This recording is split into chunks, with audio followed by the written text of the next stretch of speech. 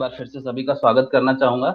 हमारे मुख्य अतिथि इस कार्यक्रम से जुड़े हुए और सभी दर्शक जो भी ऑडियंस हैं, स्पेक्ट्रम ग्रुप ऑफ इंस्टीट्यूशंस के स्टूडेंट्स, उसके faculty members, staff, well wishers, Advait foundation charitable trust जो कि को ऑर्गेनाइजर है, और उसके सदस्य, कार्यकर्ता, लीग ऑफ सिटीजन्स के कार्यकर्ता जो भी इस फेसबुक लाइव कार्यक्रम से जुड़े हुए हैं या फिर किसी न किसी माध्यम से इसको देख सुन रहे होंगे, ह्यूमन वेलफेयर सोसाइटी के कार्यकर्ता, उनका भी मैं स्वागत करता हूं। तो हमारे अतिथि कुछ टेक्निकल इश्यूज की वजह से अभी जुड़े तो, लेकिन अभी ठीक प्रकार से ज्वाइन नहीं हो पाया, आवाज में समस्या आ रही थी, इस वजह से मैं इस देरी के लिए क्षमा चाहूंगा। और औपचारिक परिचय के तौर पर मैं कार्यक्रम की शुरुआत करना चाहूंगा। हम सबके बीच में हमारे कार्यक्रम के मुख्य वक्ता और अतिथि हम सबकी स्क्रीन पर हैं, डॉक्टर हरमेश चौहान।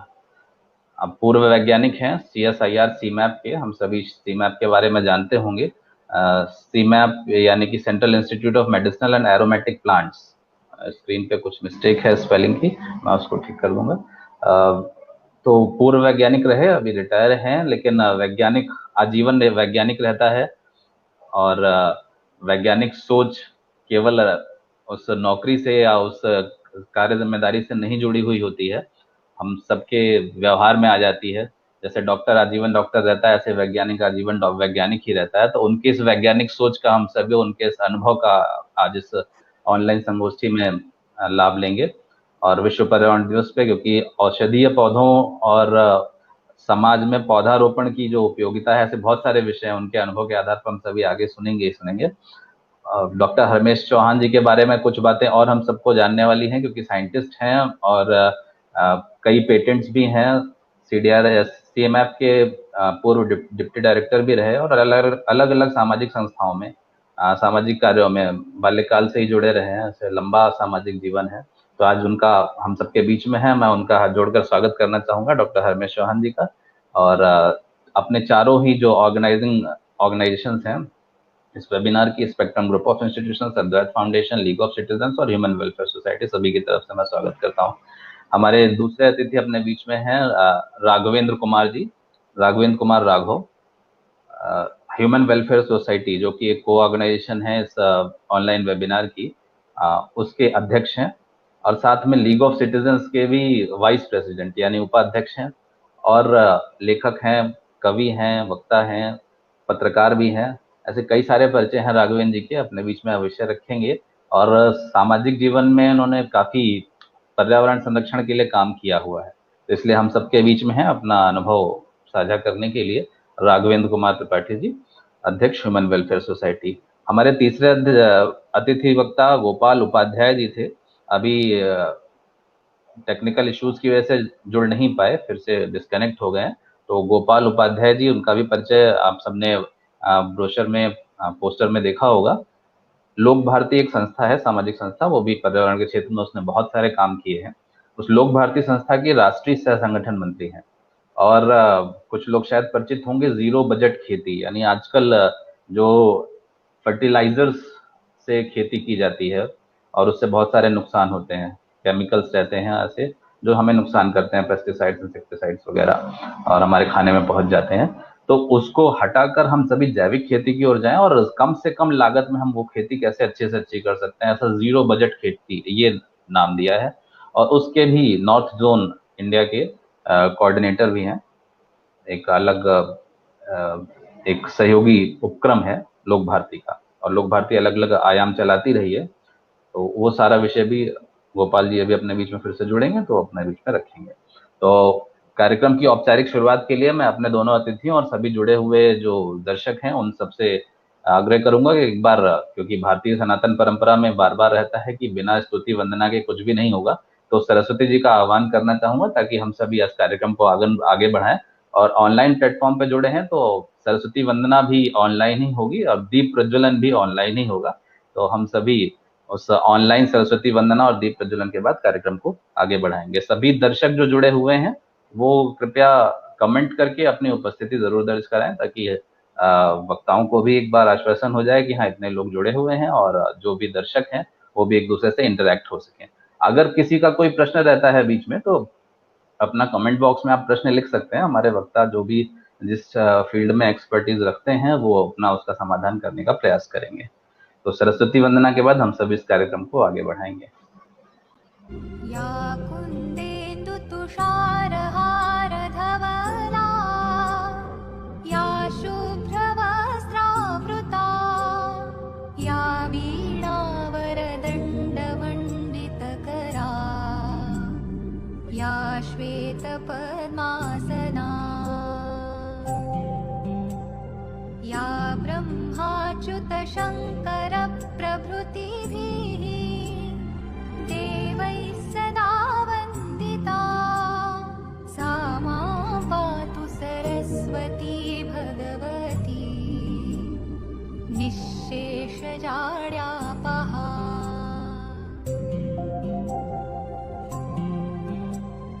शुक्लां ब्रह्मविचारसारपरमा आद्यां जगद्व्यापिनीं वीणापुस्तकधारिणीम् अभयदां जाड्यान्धकारापहां।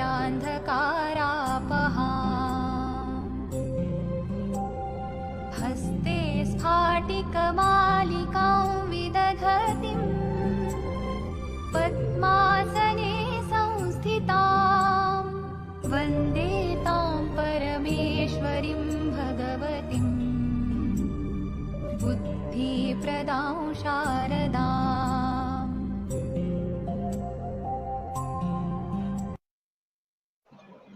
तो सरस्वती वंदना के पश्चात मैं आग्रह करूंगा डॉक्टर राघवेंद्र कुमार जी से, राघवेंद्र कुमार राघव जी, जो कि अध्यक्ष हैं ह्यूमन वेलफेयर सोसाइटी के, कि इस कार्यक्रम को शुभारंभ करें अपने अनुभव और विश्व पर्यावरण दिवस के अवसर पर हम सभी को क्या करना क्या नहीं करना, और कई सारे ऐसे आयाम हैं जो विश्व पर्यावरण दिवस पेड़ पौधे और प्रकृति से जुड़े हुए हैं, तो उन सब से हमको रूबरू कराएं और कार्यक्रम को आगे बढ़ाएं। राघवेंद्र कुमार जी।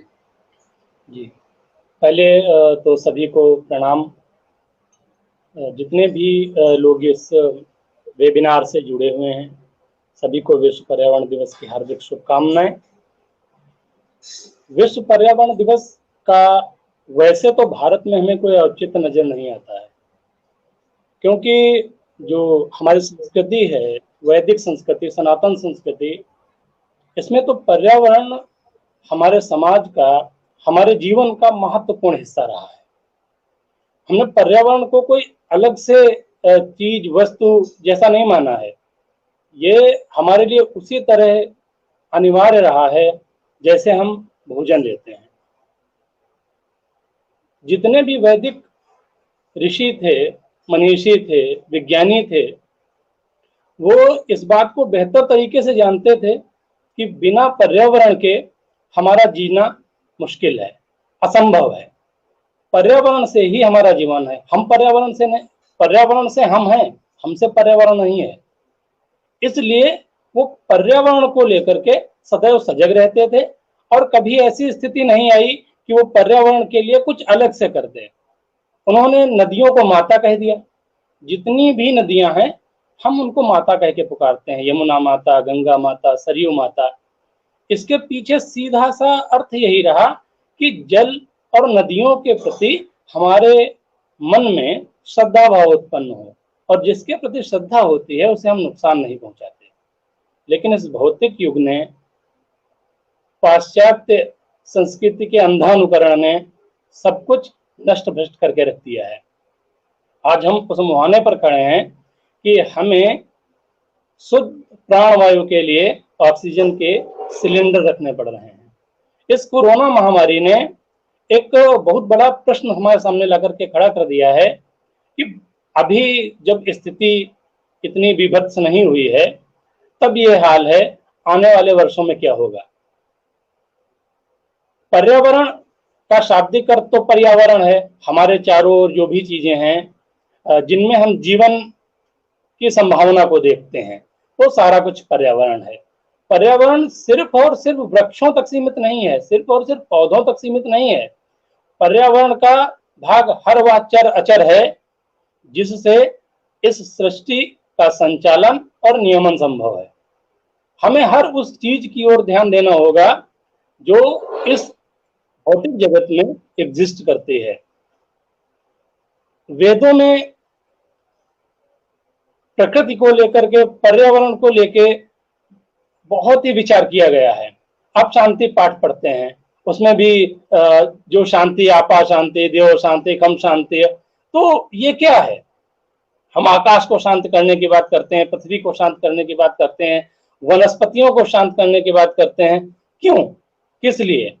हम जानते हैं कि इनके बिना हमारा जीवन संभव नहीं है, इसलिए हम इनको देवता, माता, पिता इत्यादि नामों से पुकारने लगते हैं और उनके प्रति हम श्रद्धा भाव से जुड़ जाते हैं। कहते हैं कि वट वृक्ष में तीनों देवताओं का निवास है, ब्रह्मा, विष्णु और श्री महेश।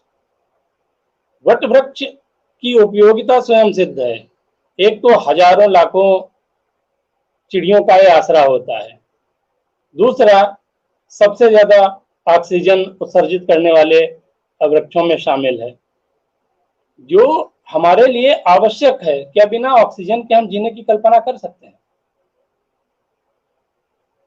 जो हमें ऑक्सीजन दे रहा है, हम उसका समूल नाश करें, इसका मतलब है कि हम अपने का नाश कर रहे हैं, हम स्वयं का नाश कर रहे हैं।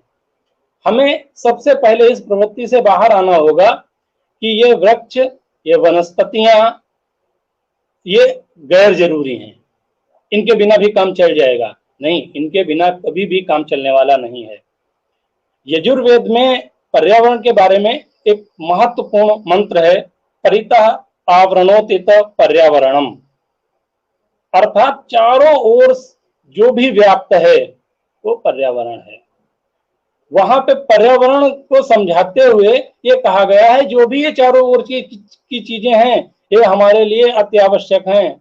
अगर हम इनसे छेड़छाड़ करेंगे तो इसका सीधा सा तात्पर्य है कि हम अपने जीवन के साथ छेड़छाड़ कर रहे हैं।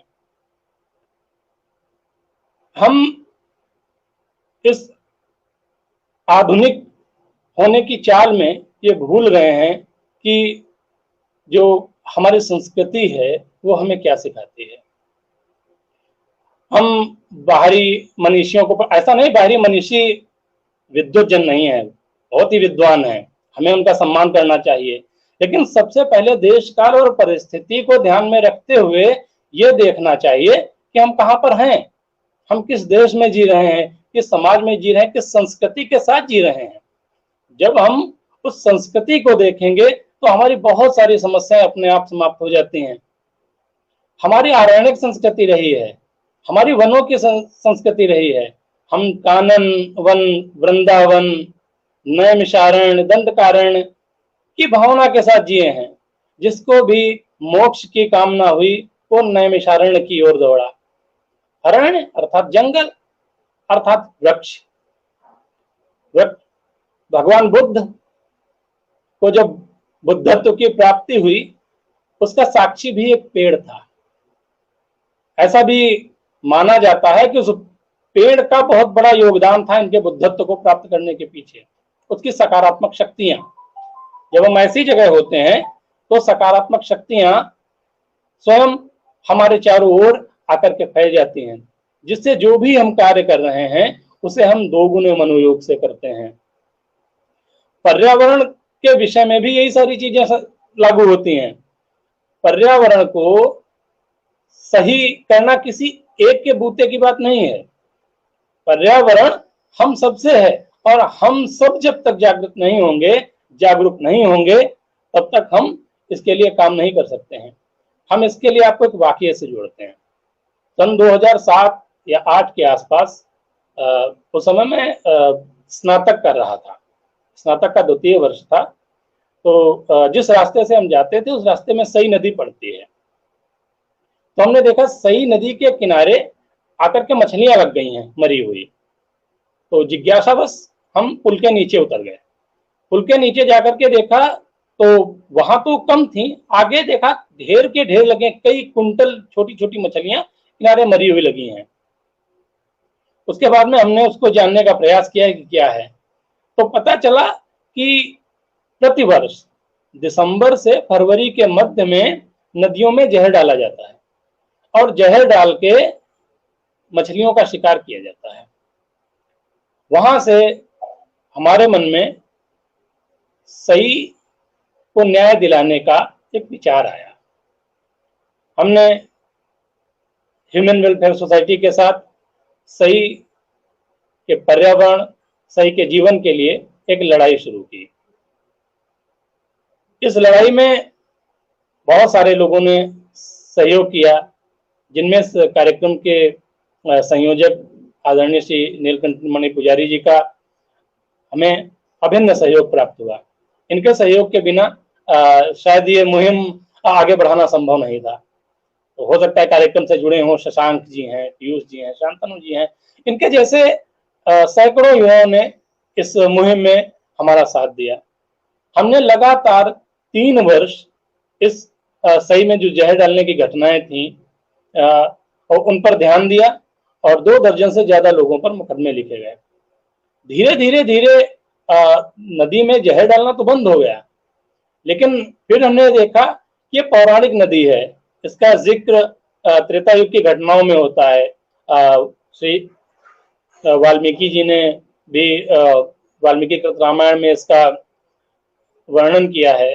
गोस्वामी तुलसीदास जी ने भी सही उतरी गोमती नहाए चौपाई कहते हुए लिखा है कि सही उस समय भी थी और आज भी है।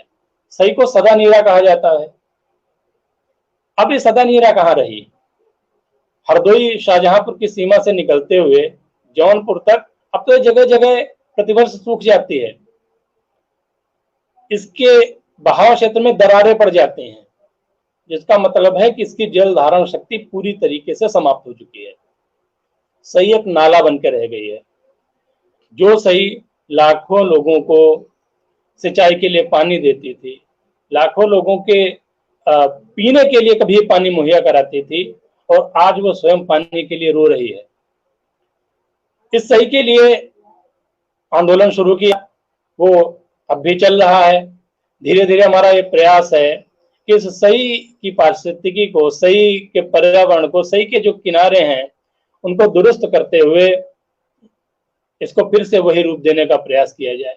इसके लिए हमने सरकारी विभागों से भी पत्राचार किया और अभी पिछले वर्ष हरदोई जिले में ही लगभग 65 करोड़ रुपए सही की सेहत सुधारने के लिए आवंटित किए गए, लेकिन वो सही सुधारने के बजाय लोगों को सुधारने में खर्च हो गए। हालांकि ये प्रक्रिया चलती रहती हैं, इनमें जब तक हम लोगों का सहयोग नहीं होगा तब तक ये चीजें संभव नहीं है। अभी अभी हम लोग एक बीमारी से उभरे हैं, या कहें अभी भी सफर कर रहे हैं। इस बीमारी ने भी पर्यावरण के विषय में एक नए सिरे से सोचने पर विवश कर दिया है। इस बीमारी में जो सबसे बड़ी आवश्यकता दिखी वो ऑक्सीजन की थी। ऐसे आंकड़े हैं कि कोविड-19 के दौरान जितनी भी मृत्यु हुई हैं उनमें सबसे ज्यादा मृत्यु ऑक्सीजन न मिल पाने के कारण ही हुई हैं। ऐसा क्यों? क्या कोविड-19 जैसी बीमारियां या इनसे संबंधित वायरस पहले से नहीं थे? पहले इतनी हानि क्यों नहीं पहुंचा पा रही थी? ये हानि हमें इसलिए पहुंचा रही हैं क्योंकि ऋतुओं ने अपनी प्रकृति बदल दी है।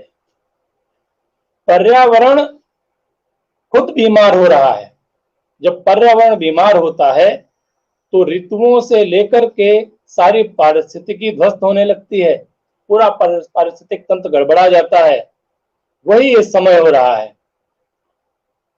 बेमौसम बरसात हो रही है, शीत बहुत ज्यादा हो रही है, धूप भी बहुत ज्यादा हो रही है। ऐसे में हमारे शरीर की रोग प्रतिरोधक क्षमता का गड़बड़ होना स्वाभाविक है। रोग प्रतिरोधक क्षमता जब गड़बड़ाने लगती है तब रोग हम पे अचानक आक्रमण करते हैं। अब हम ये ध्यान नहीं देते हैं कि ये हो क्यों रहा है, हम सिर्फ और सिर्फ दवाओं के पीछे भागने लगते हैं। क्या प्राकृतिक प्राणवायु की जगह कृत्रिम ऑक्सीजन ले सकती है? हमारा शरीर जो है ये ईश्वर की बनाई हुई एक मशीन है। क्या इस मशीन में हम कोई भी चीज किसी भी तरीके से डाल सकते हैं?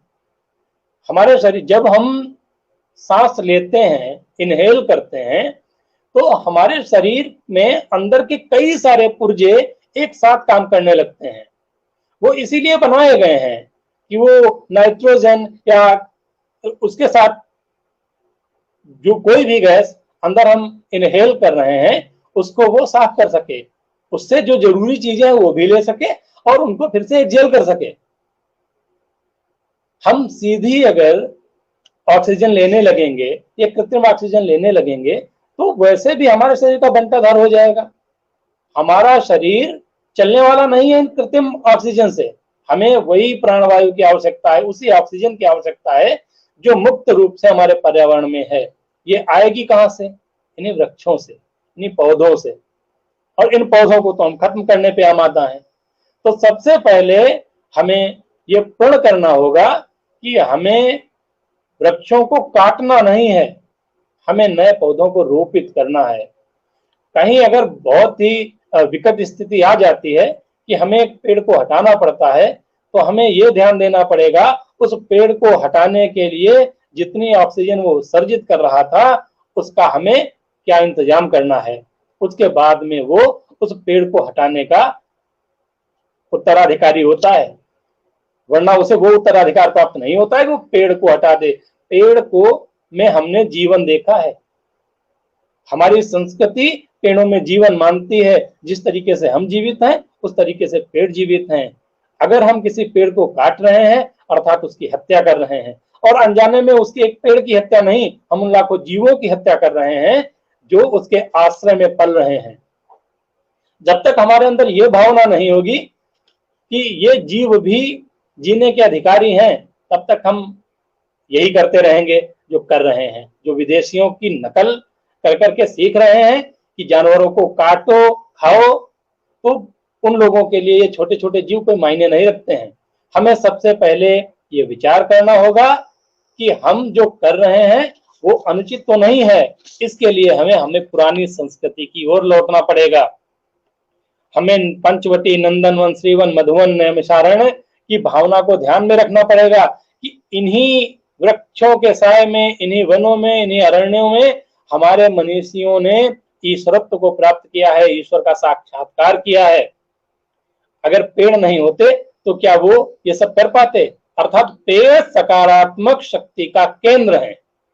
इन पेड़ों को बचाने के लिए हमें और भी कई उपाय करने हैं। जैसे अगर गोपाल जी जुड़े होते तो शायद ये बात हमसे पहले बता चुके होते कि हम जो खेतों में धड़ाधड़ यूरिया, डीएपी जैसी खादों का प्रयोग कर रहे हैं, हमें ये बंद करना पड़ेगा।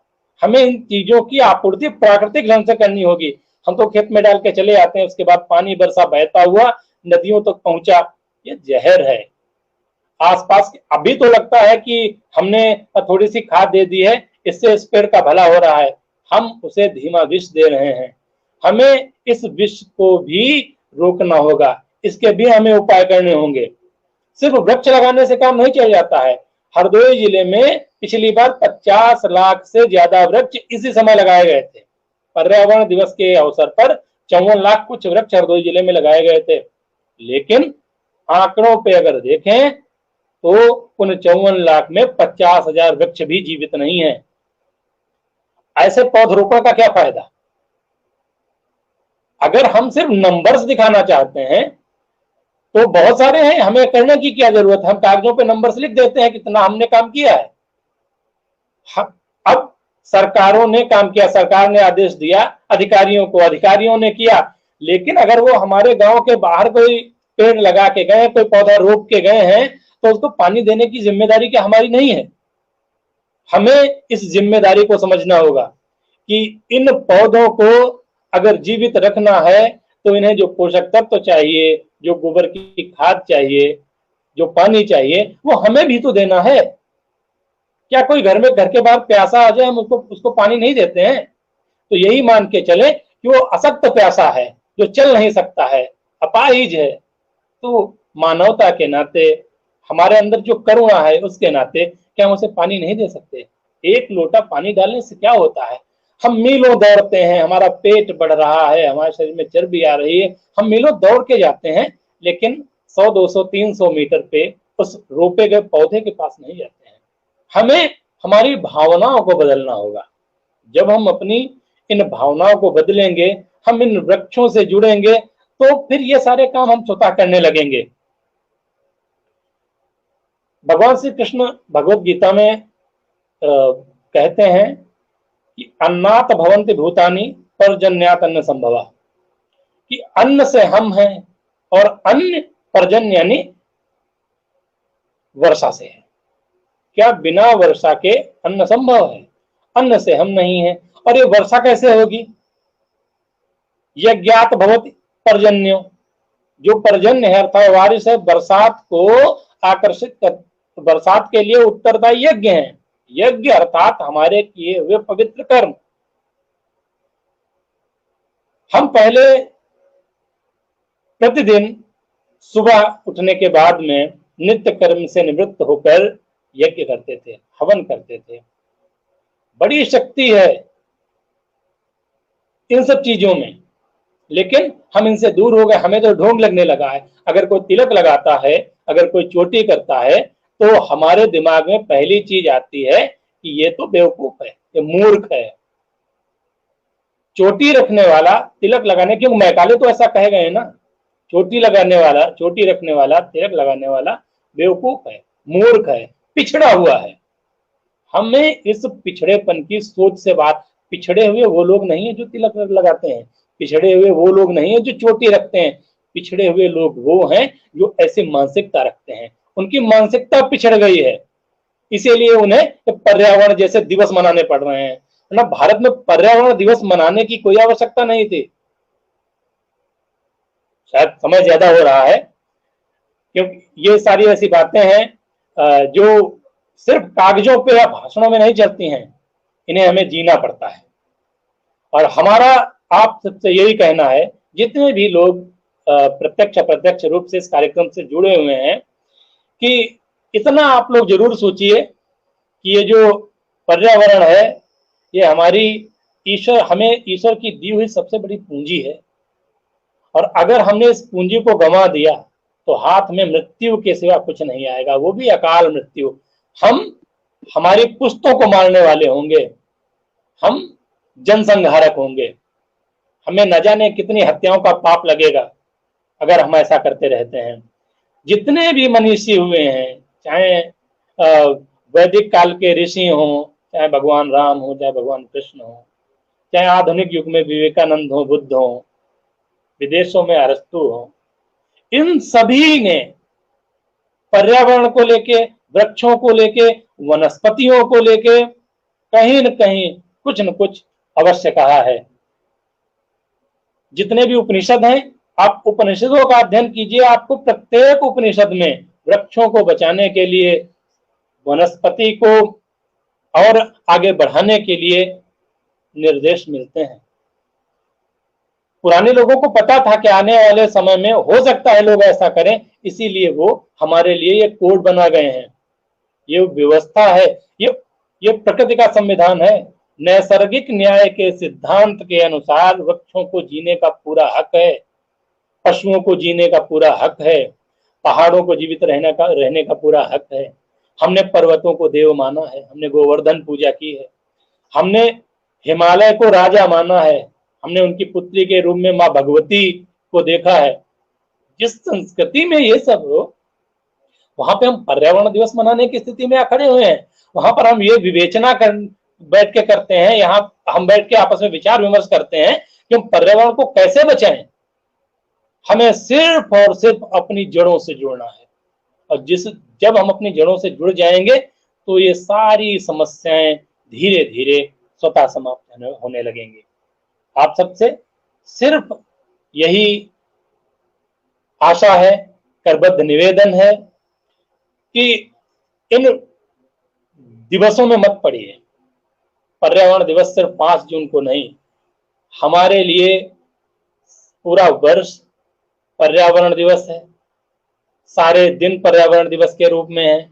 जैसे हम मातृ दिवस किसी एक दिन नहीं, सुबह उठ करके सबसे पहले माता और पिता के चरण छुएं, यही मातृ दिवस है। हमें एक दिन मातृ दिवस मना के, एक दिन ग्रीटिंग देने से, एक दिन फेसबुक पे लिख देने से कोई मातृ भक्त पितृभक्त नहीं बन जाता है।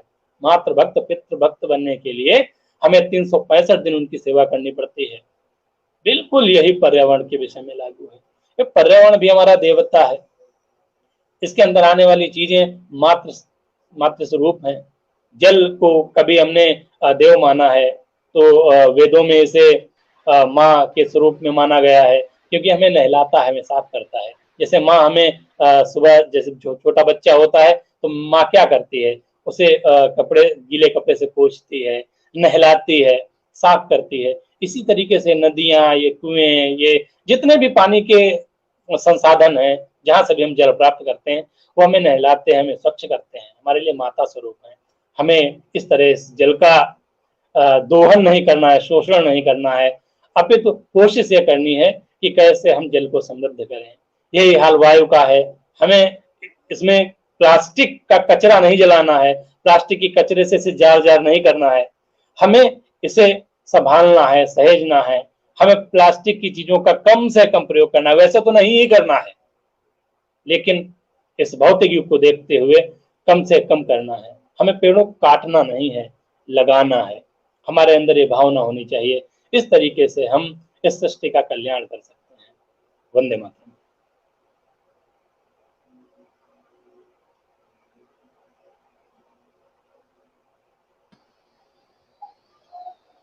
बहुत बहुत धन्यवाद जी। बहुत बहुत धन्यवाद राघवेंद्र जी, आपने बहुत सारे अपने अनुभव शेयर किए। हम सभी को बातचीत से समझ में आया होगा कि सई नदी कि सुल्तानपुर का हमारा इंस्टीट्यूशन है, spectrum group of institution Sultanpur में है, कई सारे शिक्षण संस्थाएं हैं। तो सुल्तानपुर में ही सई नदी का समागम भी होता है। सई नदी जो उधर से निकलती है हरदोई और उन्नाव होते हुए, तो सुल्तानपुर जिले में गोमती नदी में आकर मिलती है। तो सई नदी के संरक्षण के लिए राघवेंद्र जी ने बहुत सारा काम किया है। पर्यावरण का अंग केवल पेड़ ही नहीं होते हैं, बाकी चीजें भी होती हैं। तो ऐसा सारा विषय राघवेंद्र जी ने लिया है, कैसे हमारी सनातन संस्कृति में पेड़ पौधों का महत्व है और पर्यावरण दिवस मनाने की आज जरूरत क्यों पड़ने लगी। तो अब मैं अपने अगले वक्ता श्रीमान गोपाल उपाध्याय जी अपने बीच में आ गए हैं, जो तकनीकी कारणों से नहीं जुड़ पाए थे। मैं उनसे आग्रह करूंगा कि एक बार थोड़ा देर, जो भी तकनीकी समस्या की वजह से हम सभी देर से जुड़ पाए।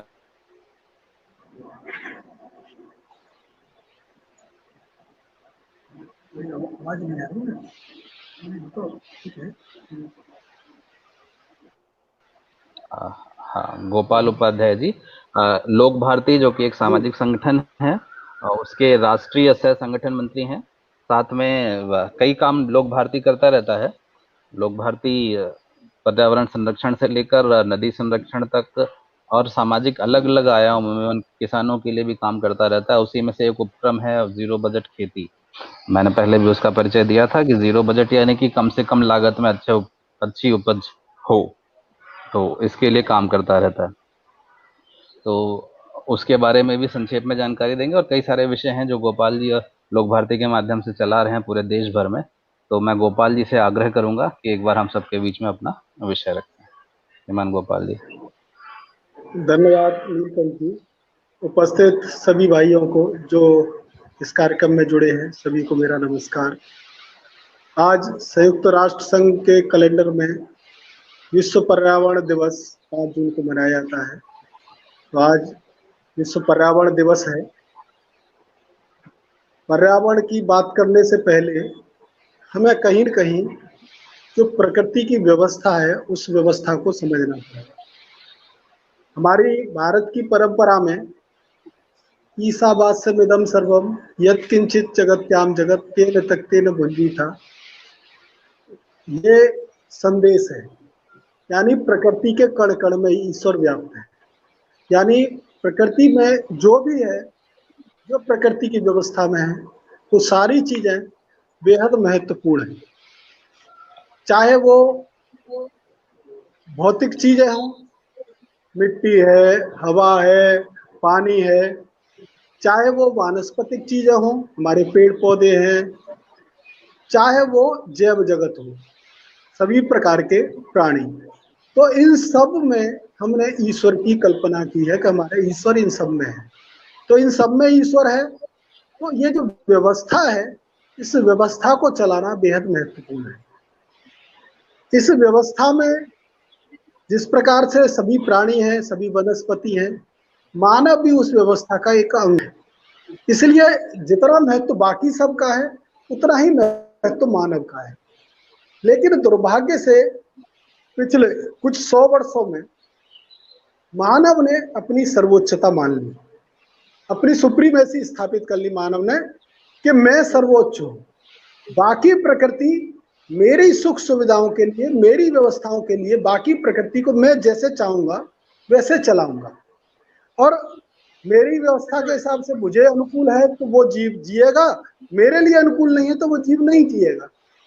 यहीं से मानव और प्रकृति के बीच का संघर्ष शुरू हुआ। वास्तव में मानव को जितना जीने का अधिकार है, उतना ही बाकी सारे प्राणियों को जीने का अधिकार है। बाकी प्रकृति की व्यवस्था में वनस्पतियों की भी वैसी ही भूमिका है, वैसी ही भूमिका बाकी सब चीजों की।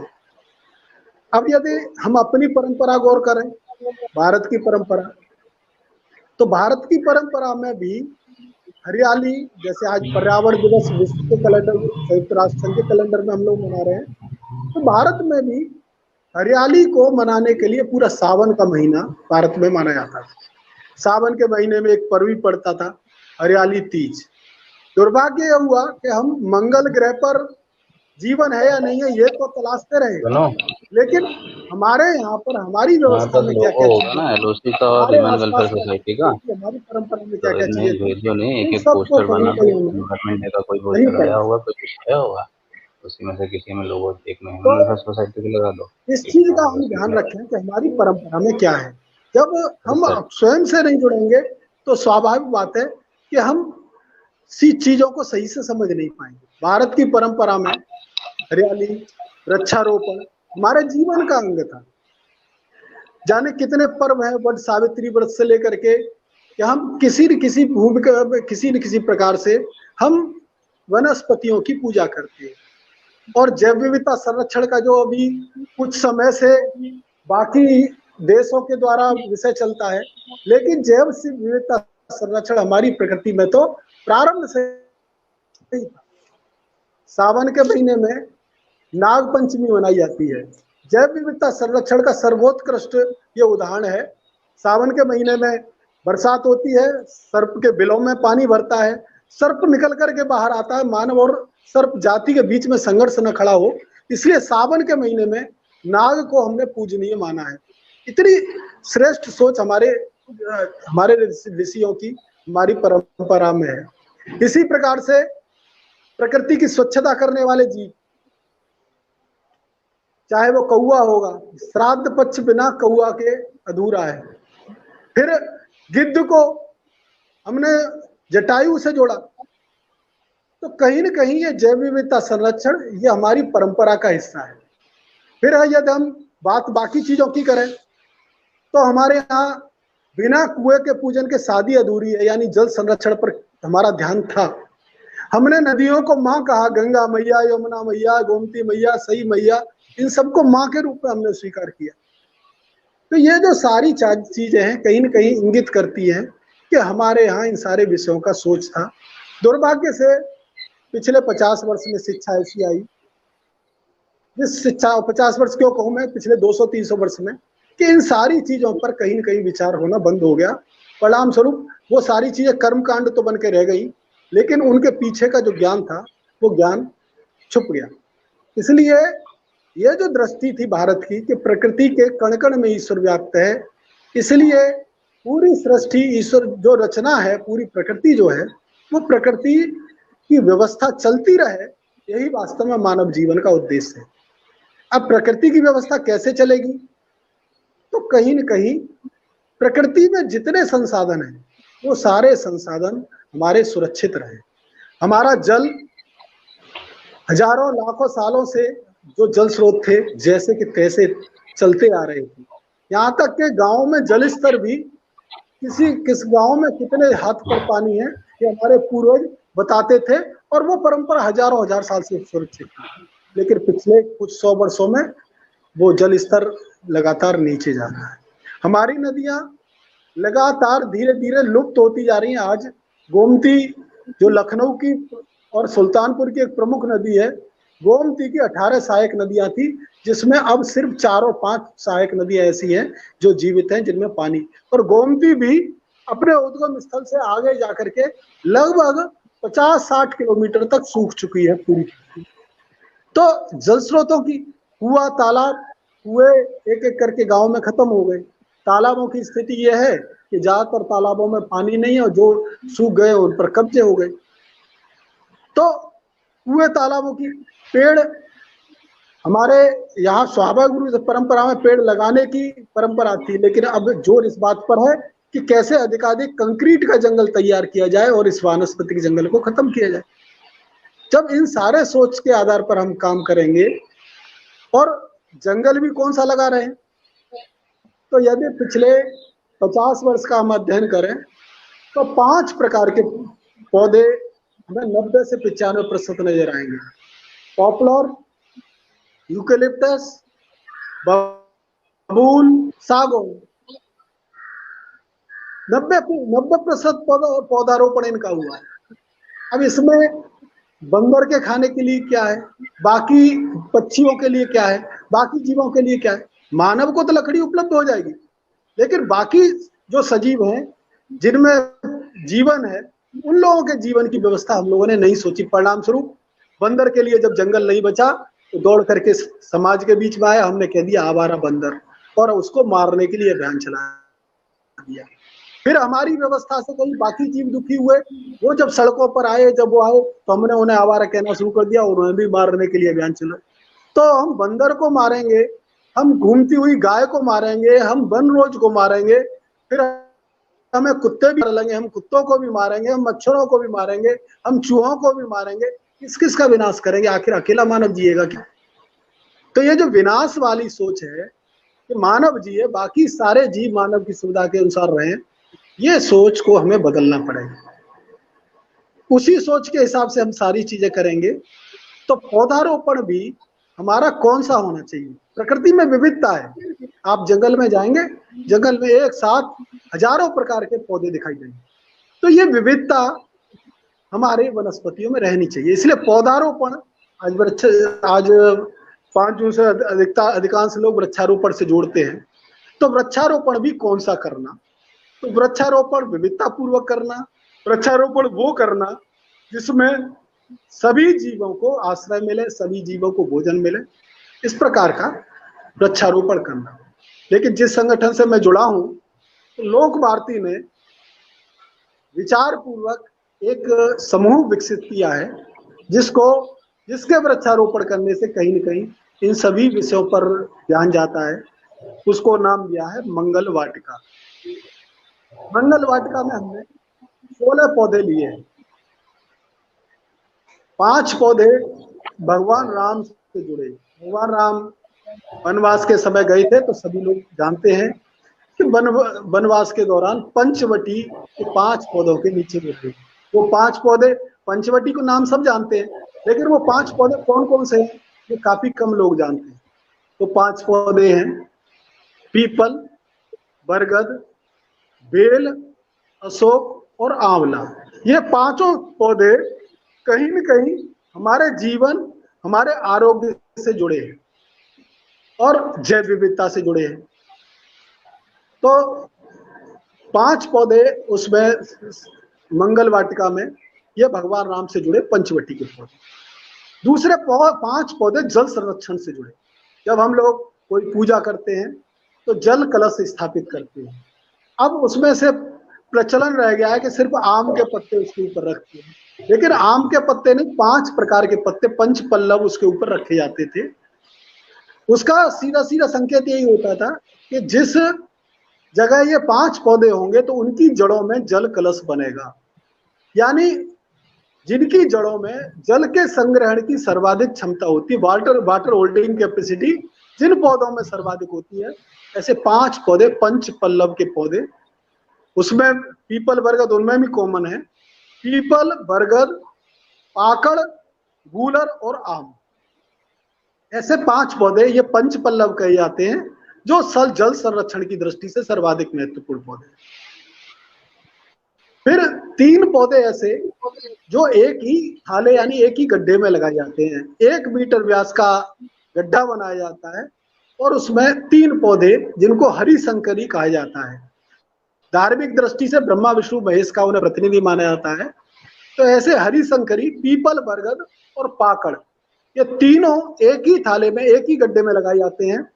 इनके तना एक साथ बढ़ता है, इनकी शाखाएं एक साथ बढ़ती है और आगे एक विशाल वृक्ष तैयार होता है, जिससे हमारे पक्षी, कीट पतंगे इन सबको उसमें आश्रय मिलता है, उन सबको भोजन मिलता है। और एक हरिशंकरी के नीचे इतनी विशाल छाया तैयार हो जाती है कि गांव में यदि हरिशंकरी लगे तो गांव की पंचायत उस हरिशंकरी के नीचे हो सकती है।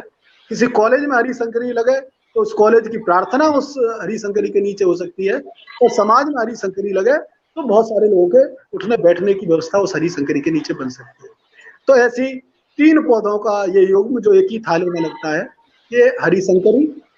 और 3 पौधे आरोग्य की दृष्टि से नीम, जामुन और सहजन। ऐसे 16 पौधों का ये समूह है। इसको मंगल वाटिका का नाम लोक भारती के द्वारा दिया गया है। ये मंगल वाटिका अभी हम लोग हरियाली माह, जो भारत की परंपरा में हरियाली का माह है, जिस महीने में यदि किसी भी पौधे को बीज को डाल दें हम तो वो अपने आप उगाता है, ऐसा गुरु पूर्णिमा से लेकर के और रक्षाबंधन तक सावन का जो महीना है, उस सावन के एक पूरे महीने में हम लोग हरियाली माह मनाते हैं। तो हरियाली माह ये पूरे 1 महीने तक हम लोग पौधारोपण उसमें जोर देते हैं इस बात का कि यह मंगल वाटिका का रोपण हो। इस मंगल वाटिका में जहाँ पंचवटी लग सकती है पंचवटी लगे, जहाँ पंचपल्लव लग सकता है वहां पंचपल्लव लगे, जहाँ आरोग्य के 3 पौधे लग सकते हैं आरोग्य के पौधे लगे, और नहीं तो कम से कम हरिशंकरी, एक हरिशंकरी भी लग जाएगी तो अपने में बहुत महत्वपूर्ण काम हो जाएगा। आगे के लिए एक वो विशाल छाया तैयार हो। तो पौधारोपण में हमें यह भी ध्यान रखना कि पौधे कौन से लगाने, क्योंकि सारी चीज हम पश्चिम की नकल में कर रहे हैं। यहाँ पार्क भी तैयार होते हैं तो पौधे वो लगाए जाते हैं जिनकी छाया बड़ी न हो। अब क्यों यूरोप की नकल करते हैं? यूरोप में क्योंकि सर्दी अधिक होती है, लोगों को धूप की ज्यादा जरूरत होती है, 9 महीने सर्दी का मौसम रहता है, तो वहां लोगों को छायादार पेड़ों की आवश्यकता नहीं रहती, वहां लोगों को धूप की ज्यादा आवश्यकता होती है। इसलिए उनकी पार्कों की नियमावली में ऐसे पौधे हैं जो ज्यादा बड़े न हो, जिनकी छाया तैयार न हो, अधिकतम खुला स्थान रहे। लेकिन भारतवर्ष में जहाँ 9 महीने भयंकर गर्मी पड़ती है तो वहां तो छायादार पौधे चाहिए। तो हमें नकल न करके हम वो पौधे लगाएं जो पौधे हमारे जीवन को सुख दें, बाकी सारे जीव जंतुओं को सुख दें, और अगले 50 वर्ष 100 वर्ष बाद भी वो उन पौधों का अस्तित्व नजर आए। तो ऐसे बड़े विशाल पौधों को हम लोग इस वृक्षारोपण में चुने, फलदार पौधों को पौधारोपण में चुने, ऐसे पौधों को वृक्षारोपण में चुने जो बाकी जीव जंतुओं को भी भोजन दे सके, छाया दे सके, आश्रय दे सके। ऐसा वृक्षारोपण हमारे द्वारा हो। दूसरा एक विषय आता है कि धरती, ये धरती जिसको हम माँ कहते हैं, जिसके द्वारा हमें भोजन मिलता है, जिसके द्वारा हमें पोषण मिलता है, जिसके ऊपर हम रहते हैं, उस धरती को पिछले 50 वर्ष में एक आंधी चली कि अधिकतम उत्पादन लो, अधिकतम उत्पादन लो। और अधिकतम उत्पादन किस कीमत पर लेना, तो हमने अधिकाधिक रसायनों का प्रयोग अपनी खेती में किया। परिणाम स्वरूप हमारी मिट्टी धीरे धीरे बंजर होना शुरू हो गई और मानव जो अपने स्वास्थ्य के लिए जाना जाता था, भारत का आदमी, महाराणा प्रताप की जो भाला रखा है, आज वहां 4 लोग उठ करके, लोग भी उस भाले को उठाने में संकोच करते हैं, इतना भारी भाला है जिसको हाथ में रख करके महाराणा प्रताप चलते थे। आज उस समाज की स्थिति ये हो गई कि आज एक किसी लड़के से कह दिया जाएगा 50 किलो की बोरी है उसको उठाना है, तो 50 किलो की बोरी नहीं उठा सकता।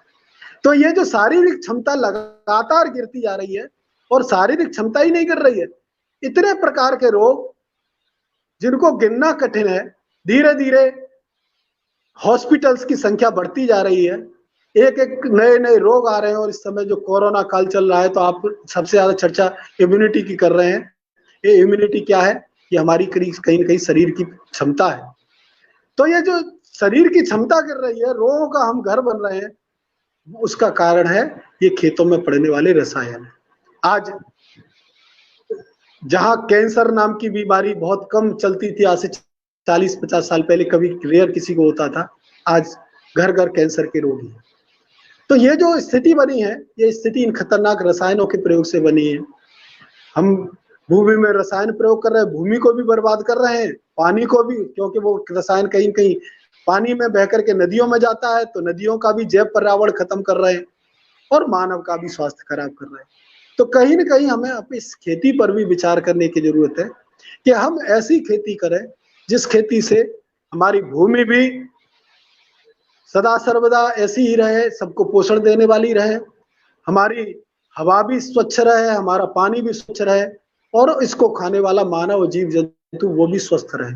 तो ऐसी एक खेती की पद्धति पर लोक भारती काम करती है, जिसको पहले जीरो बजट प्राकृतिक खेती का नाम सबने सुना होगा।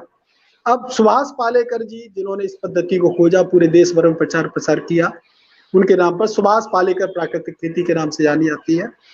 तो इस सुभाष पालेकर प्राकृतिक खेती में बहुत आसान सारी तकनीक है। किसान को सिर्फ एक देसी गाय पालनी है, उस देसी गाय के गोबर और गौमूत्र का संग्रह करना है और खेती के जो सारे संसाधन हैं, बीज को शोधन करके बोया जाता है, बीजामृत बनता है, फिर खेतों में पानी के साथ जीवामृत लगाया जाता है, गाय का गोबर, गौमूत्र, गुड़, बेसन और एक मुट्ठी मेड़ की मिट्टी, ऐसे जीवामृत बनता है। ऐसे ही घनजीवामृत बनता है। फिर इस पद्धति में कीटों का नाश नहीं किया जाता, कीटनाशक शब्द इस पद्धति में नहीं है, कीट नियंत्रक इस पद्धति में है। यदि आए तो हमारे खेत से दूर रहे। तो उसके लिए भी नीमास्त्र, ब्रह्मास्त्र, अग्नेयास्त्र और 10 पनियर के 4 संसाधन है। ये भी गाय के गोबर, गौमूत्र और ऐसी वनस्पतियां जो स्वाभाविक रूप से हमारे खेतों के आसपास, जंगल के आसपास उगाती हैं, उन सब से मिलकर के बनता है। तो यह खेती की एक ऐसी तकनीक है जिसमें किसान को बाजार से खरीद करके खेत में कुछ भी नहीं डालना। सारी चीजें, जो भी संसाधन खेत में पड़ेगा, वो सब किसान अपने घर पर तैयार करेगा। जब अपने घर पर किसान तैयार करेगा, कुछ भी नहीं खरीदेगा, तो आज जो पूरा खेती का जो लाभ है, वो लाभ जो कंपनियां उठा रही हैं, वो लाभ कंपनी के यहाँ से उठ करके किसान के घर आ जाए। क्योंकि खेती तो बहुत लाभकारी पद्धति है। एक गेहूं का दाना डालते हैं, वो दाने 4 महीने में 50 गुने हो जाते हैं, 100 गुने हो जाते हैं, कहीं कहीं और ज्यादा संख्या हो जाती है। तो ऐसा व्यवसाय जिसमें 1 रुपया लगाइए और 4 महीने में 50 गुना 100 गुना हो जाए, ऐसा तो कोई व्यवसाय नहीं है। लेकिन वो लाभ जहाँ का ना है, वो किसान के पास तो नहीं आ रहा, क्योंकि किसान तो खेती छोड़ रहा है। वो सारा का सारा लाभ आ रहा है, वो जा रहा है कंपनियों के पास, क्योंकि बीज बोने के लिए वो देती है हाइब्रिड बीज, फिर खेत में डालने के लिए रासायनिक खाद वो बेचती है, फिर कीटनाशक वो बेचती हैं, खरपतवार नाशक वो बेचती हैं, जुताई के संसाधन वो बेचती हैं, सिंचाई के संसाधन वो बेचती हैं। और बीमार पड़ जाता है जब इस उत्पादन को खा करके किसान बीमार पड़ता है, तो फिर बीमार के बाद दवाएं भी वही बेचती है। तो ये जो बाजार का एक जंजाल है, उसमें किसान फंस गया है। तो उस जंजाल से भी बाहर निकले और अपनी प्रकृति को भी संरक्षित रखे, इसके लिए एक पद्धति है जीरो बजट प्राकृतिक खेती या सुभाष पालेकर नेचुरल फार्मिंग। उस विषय पर भी हम लोग काम करते हैं। तो कहीं ना कहीं हमें विचार करना पड़ेगा कि हमें अपनी मिट्टी को भी जो है ठीक बनाए रखना पड़ेगा। फिर हमारे आसपास जो जल स्रोत है, जैसे अभी मेरे से पूर्व वक्ता कह रहे थे, हमने वरुण देवता कहा जल को। तो हमारी परंपरा में जल, इसका संरक्षण हमारी परंपरा का अंग है। अभी मैं कुछ दिन पहले बुंदेलखंड में एक कालिंजर का किला है, देखने के लिए गया। सैकड़ों साल पुराना वो किला है। किले के ऊपर एक तालाब है, जल संरक्षण की इतनी उत्तम व्यवस्था कि उस तालाब का पानी कभी सूखता नहीं। तो हमारे पूर्वजों ने तो इतनी प्रकार की व्यवस्थाएं की थी। जगह जगह आप कहीं भी देखेंगे तो पुराने संरक्षित तालाब आपको नजर आएंगे। फिर नदियों में, नदियों को माँ की मान्यता दे करके हमारे पूर्वज नदी का स्नान करते थे, क्योंकि नदियां इतनी स्वच्छ होती थी। नदियों का पानी पिया भी जाता था। लेकिन फिर वही एक ऐसी अवधारणा चली कि शहरों का जितना गंदा पानी है, यहां तक सीवर को भी ले जाकर नदियों में डाल देना। परिणाम स्वरूप धीरे धीरे नदी हमारे जीवन से दूर हुई, हम नदियों से दूर हो गए। जब हमें नदियों की आवश्यकता नहीं, तो फिर नदी कैसी भी रहे, समाज की भी उपेक्षा शुरू हो गई। परिणाम स्वरूप धीरे धीरे सारी नदियां खत्म हो रही हैं, लुप्त हो रही हैं। नदियां खत्म हो जाएंगी, तालाब खत्म हो रहे हैं। गांव के कुएं, हमने कहा कि हैंडपंप का पानी पीजिए, हैंडपंप का पानी आया शुद्ध, और देखते देखते पूरे देश भर में हैंडपंप लगवा दिए गए। अब खुद वही सरकार प्रचार कर रही है कि हैंडपंप का पानी जांच कराए, क्योंकि उसमें हैवी मेटल्स पाए जा रहे हैं। अब हैंडपंप भी गांव के खराब हो गए, बंद हो गए, हैवी मेटल्स आने लगे। फिर आदमी क्या करेगा? खरीद करके पानी पिएगा। तो क्या क्या खरीदेगा, कितना खरीदेगा? तो कहीं न कहीं हमारे जो प्राकृतिक जल स्रोत थे, हमारे गांव में कुएं थे, हमारे गांव के तालाब थे, हमें फिर इस देश में लाखों करोड़ों भागीरथों की जरूरत पड़ेगी। कि भागीरथ अपने, जैसे भागीरथ गंगा को लेकर के आए थे इस धरती की प्यास बुझाने के लिए, वैसे ही गांव गांव में हमें भगीरथ खड़े करने पड़ेंगे, जो अपने कुओं को संरक्षित करेंगे, अपने तालाबों को संरक्षित करेंगे, हमारी नदियों को संरक्षित करेंगे। जुड़े हैं उनसे मैं आग्रह करूंगा कि ध्यान दौड़ाइए। गंगा स्नान करने के लिए गंगा पे जाने की आवश्यकता नहीं। गंगा का प्रतिनिधि आपके गांव में है, वो तालाब आपके गंगा का प्रतिनिधि है, वो कुआं उस गंगा का प्रतिनिधि है, आपके पड़ोस की जो छोटी बहती नदी है वो गंगा का प्रतिनिधि है। इन सब गंगाओं को आप संरक्षित करिए, आपकी जिम्मेदारी। आप भागीरथ बनेंगे तो आगे आपकी आने वाली पीढ़ियां संरक्षित रहेंगी। आगे आने वाली पीढ़ियां नहीं तो 50 साल बाद जब पानी खत्म हो जाएगा तो आपके ही बच्चे, आपकी आने वाली पीढ़ियां आपको गाली देंगी कि हमारे पुरखों ने क्या किया कि हमारे लिए पानी भी छोड़ करके नहीं गए। तो ये इन सारे विषयों पर कहीं न कहीं हमें विचार करना पड़ेगा कि हमें जिस धरती माता के ऊपर हम लोग जीते हैं, इस धरती माता को सजाने की व्यवस्था प्रकृति ने की है। ये जो व्यवस्था है, ये जो सज्जा है प्रकृति की, इस सज्जा में हमारे कारण कमी हो रही है या ये सज्जा हमारे कारण बढ़ रही है। यदि ये सज्जा हमारे कारण बढ़ रही है तो हमें वास्तव में मानव कहने का अधिकार है, और घट रही है तो हम किस श्रेणी में हैं ये आपको स्वयं सोचना है। इतना कह करके मैं अपनी बात समाप्त कर रहा हूँ। धन्यवाद। बहुत बहुत धन्यवाद आदरणीय गोपाल जी। हम सबके बीच में सारे आयाम उन्होंने आयामों से परिचित कराया कि पर्यावरण केवल पौधे लगाने तक ही सीमित नहीं है। पर्यावरण यानी कि वो सब कुछ, जिसमें मंगल वाटिका का भी विषय है कि जल संरक्षण भी उसमें जुड़ा हुआ है, उसमें आध्यात्मिक आयाम भी जुड़ा हुआ है कि पौधों का संरक्षण के लिए हम कैसे उसको अपने दैनिक जीवन में अपने धर्म के साथ जोड़कर भी उसको बढ़ा सकते हैं। साथ में ये भी विषय आया कि हमारी खेती या हमारी ज़मीन, जिसको कहते हैं मृदा संरक्षण या सॉइल कंजर्वेशन, वो विषय भी आया। तो कोई आयाम लगभग छूटा नहीं है। वायु प्रदूषण भी उसी से जुड़ा हुआ है, जल प्रदूषण भी उसी से जुड़ा हुआ है। तो सारा का सारा जो एनवायरनमेंट है, पर्यावरण है, उसके जितने भी आयाम हो सकते हैं उन सबको एक बहुत ही सारगर्भित और व्यवहारिक तरीके से उन्होंने प्रस्तुत किया है कि कैसे हम अपने दैनिक जीवन में इसको अपनाकर पर्यावरण का संरक्षण कर सकते हैं। मैं एक बार सारे जो हमारे ऑडियंस हैं उनसे रिक्वेस्ट करूं, कुछ क्वेश्चंस आए हैं लेकिन उसके लिए थोड़ा सा पेशेंस रखेंगे। हम एक बार सेशन के आखिरी में उन सारे क्वेश्चंस को लेंगे कि आपका जो भी कंफ्यूजन है, कई सारे प्रश्न आ रहे हैं कि बहुत ही रोचक प्रश्न भी हैं, मैं अभी स्क्रीन पर उनको लूंगा। लेकिन उससे पहले मैं रिक्वेस्ट करना चाहूँगा डॉक्टर हरमेश चौहान जी, जो कि पूर्व वैज्ञानिक हैं CSIR सीमैप के और सामाजिक कार्यों में भी बहुत लंबे समय से सक्रिय हैं। तो अपने जीवन के आधार पर और अपनी वैज्ञानिक सोच हम सबके बीच में साझा करेंगे कि हम युवा और ज़्यादातर स्टूडेंट्स भी हैं हमारे साथ, तो हम युवा हैं और स्टूडेंट हैं, तो उसके नाते भी हम क्या क्या कर सकते हैं, इस पर्यावरण संरक्षण में हमारी क्या भूमिका हो सकती है। और करने के लिए बहुत सारी बातें होती है, ये भी कर लो, वो भी कर लो, ऐसे कर लो, वैसे कर लो। हर साल बहुत सारे हम व्हाट्सएप से लेके फेसबुक न्यूज़ सब जगह सुनते हैं, ये हुआ वो हुआ, लेकिन हमारा क्या रोल है, क्या व्यवहारिक है, इसकी चर्चा के लिए डॉक्टर हरमेश चौहान जी से मैं आग्रह करूंगा कि हम सबके बीच में अपना विषय रखें। सबको नमस्ते। आवाज आ रही है निखंड? जी जी जी आवाज आई? जी, आ रही आ रही। आदरणीय गोपाल जी, राघवेंद्र जी, नीलकंठ जी और मेरे सभी साथियों, आज का विषय बहुत ही अच्छा रहा और मैं समझता हूँ कि राघवेंद्र जी ने और गोपाल जी ने विषय को बहुत सही तरीके से पूरे विषय को कवर कर लिया है। अब आवश्यकता नहीं थी मेरे उसकी, क्योंकि सारा विषय उसमें आ गया है, लेकिन अब बोलना है तो कुछ बोलना पड़ेगा। तो मैं ये जानता हूँ कि भारतवर्ष दुनिया में एक ऐसा देश है जहाँ पर बायोडायवर्सिटी, यहाँ पर इतने प्रकार के पौधे हमारे पास हैं, जड़ी बूटी हैं, सब कुछ है कि दुनिया में किसी के पास नहीं है। हमारे देश में हर प्रकार की जलवायु है, हर प्रकार की भूमि है, हर प्रकार का पानी है। भगवान ने हमको सब कुछ दिया है, इसलिए पूरे विश्व के अंदर भारत एक अनोखा देश है।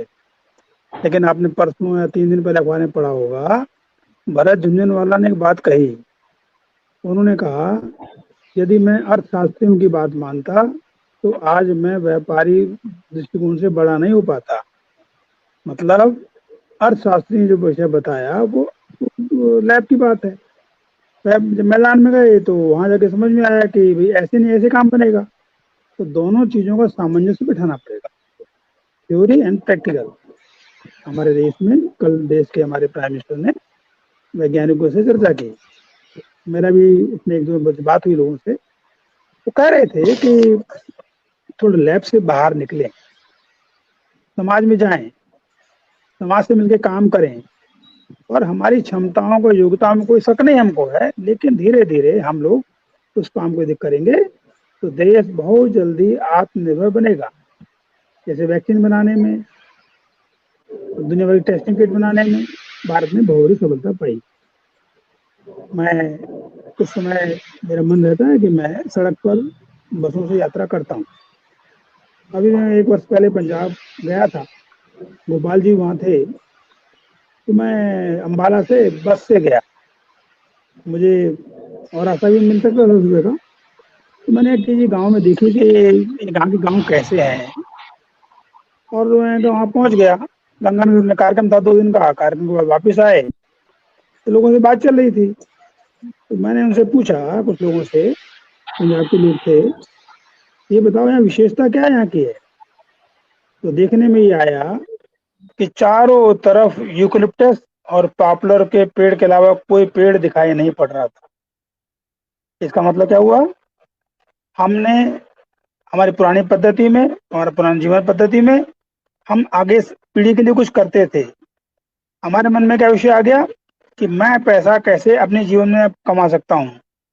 तो 7-8 साल में यूकलिप्टस पर पैसा दे देगा, 8-10 साल में पॉपुलर पैसा दे देगा। यानी कि जो मेरे को पैसा दे सकता है मैं उसकी खेती करूंगा। लेकिन पहले क्या होता था, मैं नहीं, मेरी पीढ़ी के पीढ़ी उस पौधे का लाभ लें। जैसे गोपाल जी ने कहा, राघवेंद्र ने भी कहा कि हम कौन से पेड़ लगा रहे हैं, इस पर विचार तो करना पड़ेगा। लेकिन पेड़ लगते क्यों नहीं है, इस विषय में जाना पड़ेगा। पेड़ लोग लगाते क्यों नहीं है। अगर वो आम का पेड़ लगा लेता है, वो जामुन का पेड़ लगा लेता है, वो और पेड़ लगा लेता है, उसको काटने की परमिशन नहीं है। जब वो काट नहीं सकता तो लगाएगा नहीं। तो 2 सुझाव दिए थे हमने, कहीं सरकार को भी दिया था मैंने, कि भाई ऐसा नियम बनाओ कि यदि वो 100 पेड़ लगाता है तो 5% पेड़ को काट सके, तभी तो पेड़ लगाएगा वो। चाहे आम हो, चाहे जामुन हो, चाहे कोई पेड़ हो, उसको 100 में से आप 5 पेड़ काट सकते हो, फिर अगले बार 5 काटने के लिए आपको 5 पेड़ लगाने पड़ेंगे। यानी कंटिन्यूटी भी बनानी पड़ेगी। तो जिसको अधिक पेड़ चाहिए लगाएगा, जिसको जो पेड़ चाहिए लगाएगा। अब सागौन के पेड़ लगा लिए, लेकिन नंबर में बिकते हैं। पूरे जगह जगह देखेंगे आप, महुआ का पेड़, शीशम का पेड़, फलाना पेड़, सब चोरी के माध्यम से बिकता है, कहीं नहीं कटता। इसको रोकना चाहिए। जब सरकार नियम बना देगी कि भाई अब पेड़ काट सकते हो, तो वो आदमी पॉपुलर भी लगाएगा, इसको लगाएगा नहीं, बाकी पेड़ भी लगाएगा जो उपयोगी है, कम लगाएगा, लेकिन धीरे धीरे जा लगाएगा जा करके। हमने क्या किया कि उस सबको कानून के रास्ते में बांध दिया, और धीरे धीरे समाज का मन क्या बना कि मुझे तो वो पेड़ लगाने हैं जो आराम से बिना परमिशन के कट सके। और कल्पना करो कि शीशम का पेड़, सबसे अधिक इसकी पत्ती में कैल्शियम होता है। अगर हम देखें आज पूरी दुनिया के अंदर कैल्शियम की डेफिशिएंसी बहुत ज्यादा है। अगर शीशम के पत्ते हम खाते हैं 4-5 पत्ते, तो कैल्शियम की डेफिशिएंसी पूरी हो जाती है। आज मैं मेडिकल छात्रों से मिलता हूँ, डॉक्टरों से मिलता हूँ, तो 90% डॉक्टर्स विटामिन डी डेफिशिएंसी वाले हैं इसमें, क्योंकि वो हमेशा मेरा धूप में रहते ही नहीं है। तो जब हमारा डॉक्टर की स्थिति ये होगी तो बाकी समाज का क्या हाल होगा।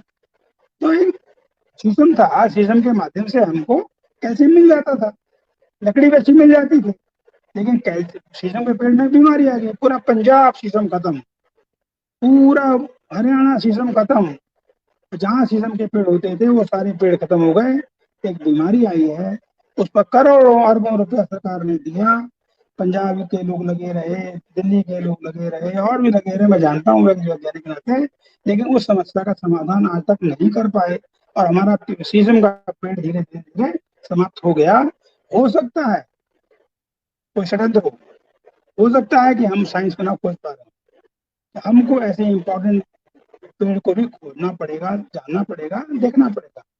यानी कि सरकार को, समाज को मिल करके, समाज के सहयोग से हमको वो पेड़ भी लगाने चाहिए जो हम काट के बेच सकें। वो पेड़ भी लगाने चाहिए, गोपाल जी ने कहा कि बंदरों को भी नाश्ता मिल सके, उसको भी मिल सके। हम कभी जीटी रोड पे जाते थे, छोटे थे, तो देखते थे मैं जामुन के पेड़, आम के पेड़, शीशम के पेड़ और दुनिया भर बेल के पेड़ लगे थे पूरे रोड पर। अब एक पेड़ दिखाई नहीं पड़ता। 1 वर्ष पहले मई के महीने में, 2 वर्ष पहले मैं पीजीआई में बैठक में था। वहाँ ये बैठक 1 बजे खत्म हुई, 12 जून का दिन था। वहां से निकले स्कूटर से, और मुझे बाराबंकी जाना था कार्यक्रम में। इतनी गर्मी थी रोड के ऊपर कि मुझे कहीं पेड़ नहीं मिला बाराबंकी के सफेदा बाग के क्रॉसिंग तक। मैं धूप में चलता रहा, और वहां पहुंचा तो एक बाबूल का पेड़ दिखाई पड़ा सामने, वहां पर गाड़ियां लगी हुई थी। यानी कि इतना बुरा हमने हाल किया है कि हमको कहीं पेड़ की छाया की जगह नहीं मिलती है। कहीं बरसात में आदमी चल रहा है, बरसात भी भारत में होती है, तो कहाँ खड़ा होगा। अगर चलता है शहीद पथ पर, तो 25 किलोमीटर के बीच में कोई रास्ता नहीं मिलेगा उसको, ना कोई पेड़ मिलेगा, ना ऐसा कुछ मिलेगा, ना वो खड़ा हो सके, अपनी छाया से बचा सके, धूप से बचा सके। पर सोच क्या है, भारतीय सोच को हमको डेवलप करना पड़ेगा। भारत, जैसे पहले कहा राघवन जी ने, बहुत अच्छे उदाहरण दिए, मैं उसके ऊपर नहीं जाऊंगा, सोचा था मैंने बताऊंगा, लेकिन वो राघवन ने कवर कर लिया। इसलिए हमको उस संस्कृति को भी अपनाना पड़ेगा। हमको अरण्य की जो हमारी भूमिका है, इसको भी अपनाना पड़ेगा, और हमको देखना पड़ेगा कि पर्यावरण का मतलब हमारे देश में कोई आवश्यक नहीं हम 5 को मनाएं। हम तो वर्ष भर मनाते हैं, पेड़ लगाते हैं, पेड़ की सेवा करते हैं, पेड़ की रक्षा करते हैं, पेड़ की पूजा करते हैं, और उससे लेते भी हैं। अगर हम पत्ते तोड़ते हैं तो उसको हाथ जोड़ते हैं, तुलसी के पत्ते तोड़ते हैं तो उसको हाथ जोड़ते हैं, हम कोई फल लेते हैं उसको हाथ जोड़ते हैं, रात में तोड़ते नहीं है। कितनी बड़ी संस्कृति है, रात में को तोड़ना नहीं फल को, यानी उसको भगवान को मानते हैं। हम सब जानते हैं कि मनुष्यों में जीवन होता है, लेकिन पौधों में भी जीवन होता है, और निर्जीव वस्तु में भी जीवन होता है। ये हमारे वैज्ञानिकों ने सिद्ध करने की कोशिश की, और ये हो भी जाएगा थोड़े समय के बाद। आज की ओर बढ़ रहे हैं कि निर्जीव वस्तु में भी जीवन है, निर्जीव वस्तु में भी अंदर से हलचल होती है। इन सब विषयों के बारे में हम सब करेंगे। हमको पेड़ लगाने की पद्धति को बनाना है। दूसरा विषय आता है पानी। मैं पानी के 2 उदाहरण बताता हूँ। मैं हाथरस के पास एक सरकारी काम से गया था, एक इंक्वायरी थी, उसने किया था मैं पर। वो लोग थोड़ा दबंग टाइप के लोग थे, तो मैंने रिपोर्ट दे ही नहीं थी। खैर वो कहानी अलग विषय है। मैंने रिपोर्ट जो भेजनी थी, वहाँ इंक्वायरी करनी थी, मैंने बड़े चालाकी से वहाँ गया और फोटो खींचना करना, और वो मैंने सब काम किया। वहाँ पर गाँव के लोगों से दोस्ती मेरी कुछ हो गई दिन में। तो बोले हमारी एक समस्या है, वो समझे बहुत बड़े अधिकारी होंगे। मैंने बताओ। बोले कि हमारे 4-5 गांव के अंदर नीचे का जो पानी आता है, कि पानी बहुत गंदा मिलता है। आज से 5 साल पहले पानी गंदा नहीं था, अब बदबूदार पानी आता है, इसको रुकवा दो। मैंने कहाँ से आता है? वहां पर एक बहुत बड़ा मंदिर था, उस मंदिर के अंदर वहां रहने की व्यवस्था थी, और वहां पर उन्होंने जो लेटरिन के टैंक थे, उसके जो पाइप थे वो इतने गहरे लगा रखे थे कि वो वाटर सोर्स में आके मिल जाते थे। यानी कि हमारे मंदिर के अंदर भी, हमारे धार्मिक स्थलों पर भी लोग पानी को, लेटरिन का पानी है, गंदा पानी है, अच्छा पानी, जो भी पानी है, उसको निकालने की व्यवस्था न करके, और वहां पर वो बोर करके उस पानी को गहरे ले जा करके और नीचे उसको डाल दिया, जिससे वो वाटर सोर्स में मिल जाता है और 4-5 गाँव का पानी गंदा होता है। हमने पानी चिंता क्यों नहीं की? हमने आरओ वाटर की चिंता करनी शुरू कर दी है। हमें याद है बचपन में प्याऊ होती थी, पानी पिलाना एक धार्मिक काम आया था, पानी बेचना सोच नहीं सकता था।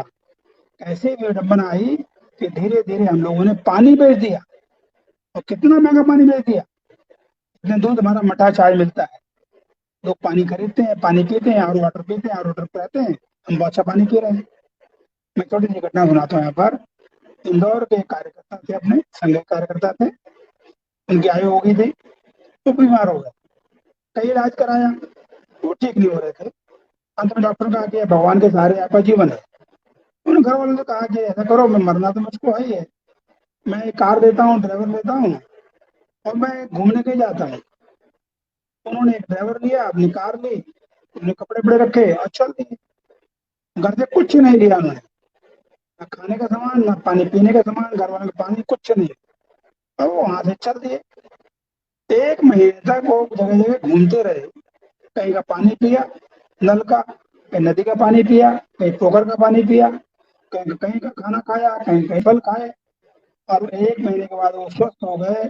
और डॉक्टर भी अचंभित थे कि हुआ क्या है। यानी कि आरओ वाटर हमारा है, उसमें है क्या? हमारे नेचुरल जो वाटर हैं, उस वाटर के अंदर हमारी बॉडी की जो इम्यूनिटी पावर बढ़ाने की क्षमता है, वो हमारे नेचुरल वाटर के अंदर है। आज हमने आरओ वाटर पे पानी पीना शुरू कर दिया, इस कारण से हमारी इम्यूनिटी का जो लॉस हो रहा है, जो लॉस हो रही है, उसके पीछे मुख्य कारण वो भी है। इसलिए हमको पानी भी जगह जगह पीना पड़ेगा, हमको देखना पड़ेगा पानी का अन्याय कैसे करेंगे। अभी राघवेंद्र ने बताया कि वहां पर जाड़े के दिनों में वो डाल दिया, जहर डाल दिया मछली पकड़ने के लिए।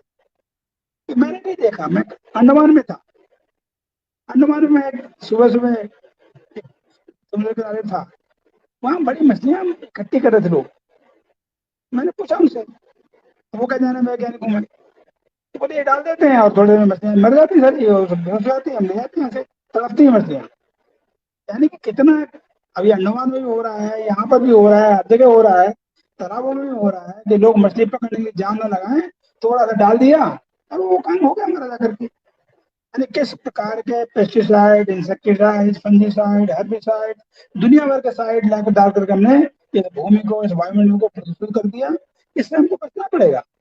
आज कोरोना के काल में हम सबको जान मालूम है, किसकी जान ज्यादा बची, कौन ज्यादा सोच रहा, डेटा निकल के सामने आ रहा है, बहुत अच्छी बातें निकल के सामने आ रही। जिन लोगों ने अपना प्राकृतिक जीवन जिया था, जिन्होंने अपने घरों की चीज खाई थी, बाजार का कम खाया था, जिन्होंने कम से कम जो फास्ट फूड है, जंक फूड है, कहाँ खाया, वो काफी लोग मात्रा में ठीक रहे। अब डेटा तो निकल के सामने आने वाला है, लगेगा समय थोड़ा सा। यानी कि हमको प्राकृतिक जीवन जिएंगे तभी हमारा काम चलने वाला है। अब तीसरी बात आती है साउंड की बात आती है। साउंड पॉल्यूशन इस समय, अभी डॉक्टर से बात हो रही थी, न्यूरो सर्जन है वो, बड़े अभी वाइस चांसलर भी रहे हैं वो, पीजीआई में डॉक्टर, तो बता दें कि 8 प्रकार के पागल पैदा हो गए। बोले सब समझते मैं ठीक हूँ, वो ठीक नहीं है। पहले 4 प्रकार के होते थे, अब 8 प्रकार के पागल हो गए हैं। तो लगता है वो ठीक है, आजकल वो ठीक नहीं है। ये साउंड पॉल्यूशन इतना खतरनाक है हमारी बॉडी के लिए, ब्रेन के लिए, कि आप कभी अनुभव करके देखिए, अगर 2 दिन के लिए शांत जगह चले जाएं कभी तो, इसलिए हमारे मंदिर शांत जगह पे होते थे, आवाज से दूर, सबसे दूर, शांति के साथ चिड़ियों की काकआहट में जाकर के बैठना, जिससे हमारा पूरा ब्रेन का संबंध जो है, हमारा सारी बॉडी का कंट्रोलिंग पावर होती है हमारे ब्रेन है, और ब्रेन पर साउंड का बहुत बड़ा अंतर पड़ता है। आज साउंड पॉल्यूशन के कारण से, अभी हमने परसों अखबार में पढ़ा होगा कि विकास नगर, गोमती नगर, अलीगंज, 4-5 क्षेत्र जो हैं, इसमें साउंड पॉल्यूशन पिछली बार से बहुत ज्यादा बढ़ गया। हम क्या कर रहे हैं, जबकि गाड़ियां बंद थी, लॉकडाउन था, जब लॉकडाउन में ही हमारा हाल है साउंड पॉल्यूशन का, तो क्या होगा? हॉर्न बजाना, गाने सुनना, वो ट्रकों पे देखो कितनी तेज चलाते हैं वो सब सारे। अगर देखोगे, जब रिसर्च करेंगे, जो इनके पैरामीटर्स हैं, लगेगा ये कहीं ना कहीं पागल की दृष्टि से है, इसलिए वो दुनिया भर की गलत चीजें करता है, कहीं आत्महत्या करता है, कहीं वो कूदता है, कहीं फांदता है, और गलत काम करने की जो प्रवृत्ति पैदा होती है, मनुष्य का जो खराब होता है, वो साउंड पॉल्यूशन का होता है। इसलिए हमको, अगर हमारे वन लगेंगे, पेड़ लगेंगे, तो हमको ये सब चीजें मिलेंगी, फिर क्या करके मिलेंगी? इसलिए हमको साउंड पॉल्यूशन के ऊपर भी ध्यान रखना चाहिए कि साउंड पॉल्यूशन हमारा ज्यादा ना हो। और हॉर्न बजाने की पद्धति, आप जापान को जानते होंगे, जापान में साइकिल की घंटी बजाना बहुत बड़ा अपराध माना जाता है। हॉर्न छोड़ दीजिए, अगर आपने घंटी बजाई, सब लोग रास्ता छोड़ देंगे आपका, जाओ, कोई जल्दी काम होगा, अर्जेंट काम होगा। यानी कि साइकिल की घंटी बजाना भी अपराध वहां पर है। हमारे यहाँ तो पूरा प्रेशर हॉर्न, दुनिया भर के डीजे, दुनिया भर की धार्मिक स्थलों से आवाजें, और इतनी तेज आवाजें निकालते हैं कि सुबह 4 बजे के देखें, जाकर दिन में देखें तो आवाज निकलती है। तो कम से कम हम धार्मिक काम करने चले हैं, तो कम से कम अपनी आवाज को ऐसा रखें कि समाज, आने वाले समाज को नुकसान ना हो। साउंड पॉल्यूशन की ओर भी हमको एक विशेष ध्यान देना पड़ेगा, क्योंकि मुझे लग रहा है, डॉक्टर जब मुझसे मिलते हैं बैठ करके, वो कह रहे हैं डॉक्टर साहब आज का युवा किसी काम का रहेगा नहीं। वो 25-28-30 साल नौकरी में आता है और 5-7 साल नया प्रयोग करते हैं, दिन रात उसे काम देते हैं लोग आकर के, वो गर्दन मोड़ के बैठता है, कंप्यूटर पर, मोबाइल पर बैठा रहता है, और वो खा नहीं पाता, पी नहीं पाता, और 5-7 साल में उसका पूरा चूस लेते हैं। उसके बाद वो किसी काम का नहीं रहता है करके। इसलिए एक सिस्टम बनाया डॉक्टर ने, पीछे डॉक्टर ने, कि हर आधे घंटे बाद घूमना, हर 2 घंटे बाद चल देना, तो मौका मिलेगा तो मैं वो ऐसे कराऊंगा। इसलिए हमको इस सारी तरह की बीमारियों से बचना पड़ेगा, सेव होना पड़ेगा। अगर हम सेव होंगे तो काम चले। हम सब जानते हैं कि बगल में मलियाबाद हमारे है, मलियाबाद में आम के पेड़ है, तो मेरा जाने का मौका मिला भी, मैं आके देखा, तो जो आम के पेड़ थे, जिसको हम कहते हैं वहां पर वायु शुद्ध होगी, इतना इंसेक्टिसाइड, इतना फंगिसाइड डाला है लोगों ने कि वहां पर उसकी स्मेल आती है, उन पत्तों में उसकी स्मेल आती है, उन फलों में उसकी स्मेल आती है। क्या होगा? क्या कर रहे हैं हम? क्यों डाल रहे हैं? अंगूर का बाग कभी देख लेंगे जाकर के, महाराष्ट्र में जाकर के 22-23 स्प्रे करते हैं वो लोग, भयंकर तरीके स्प्रे करते हैं, पूरा वातावरण का जो इंसेक्ट्स हैं, जो अच्छे हमारे लाभदायक है, वो भी खत्म होते हैं।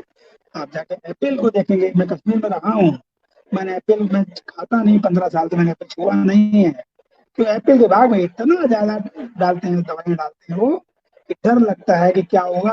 और फिर तोड़ के उसको वैक्स लगा देते हैं, तो क्या होगा? मनुष्य कहाँ जाएगा? मनुष्य बीमार नहीं हो रहा, ये विदेश के लोग सब डेटा ले रहे हैं।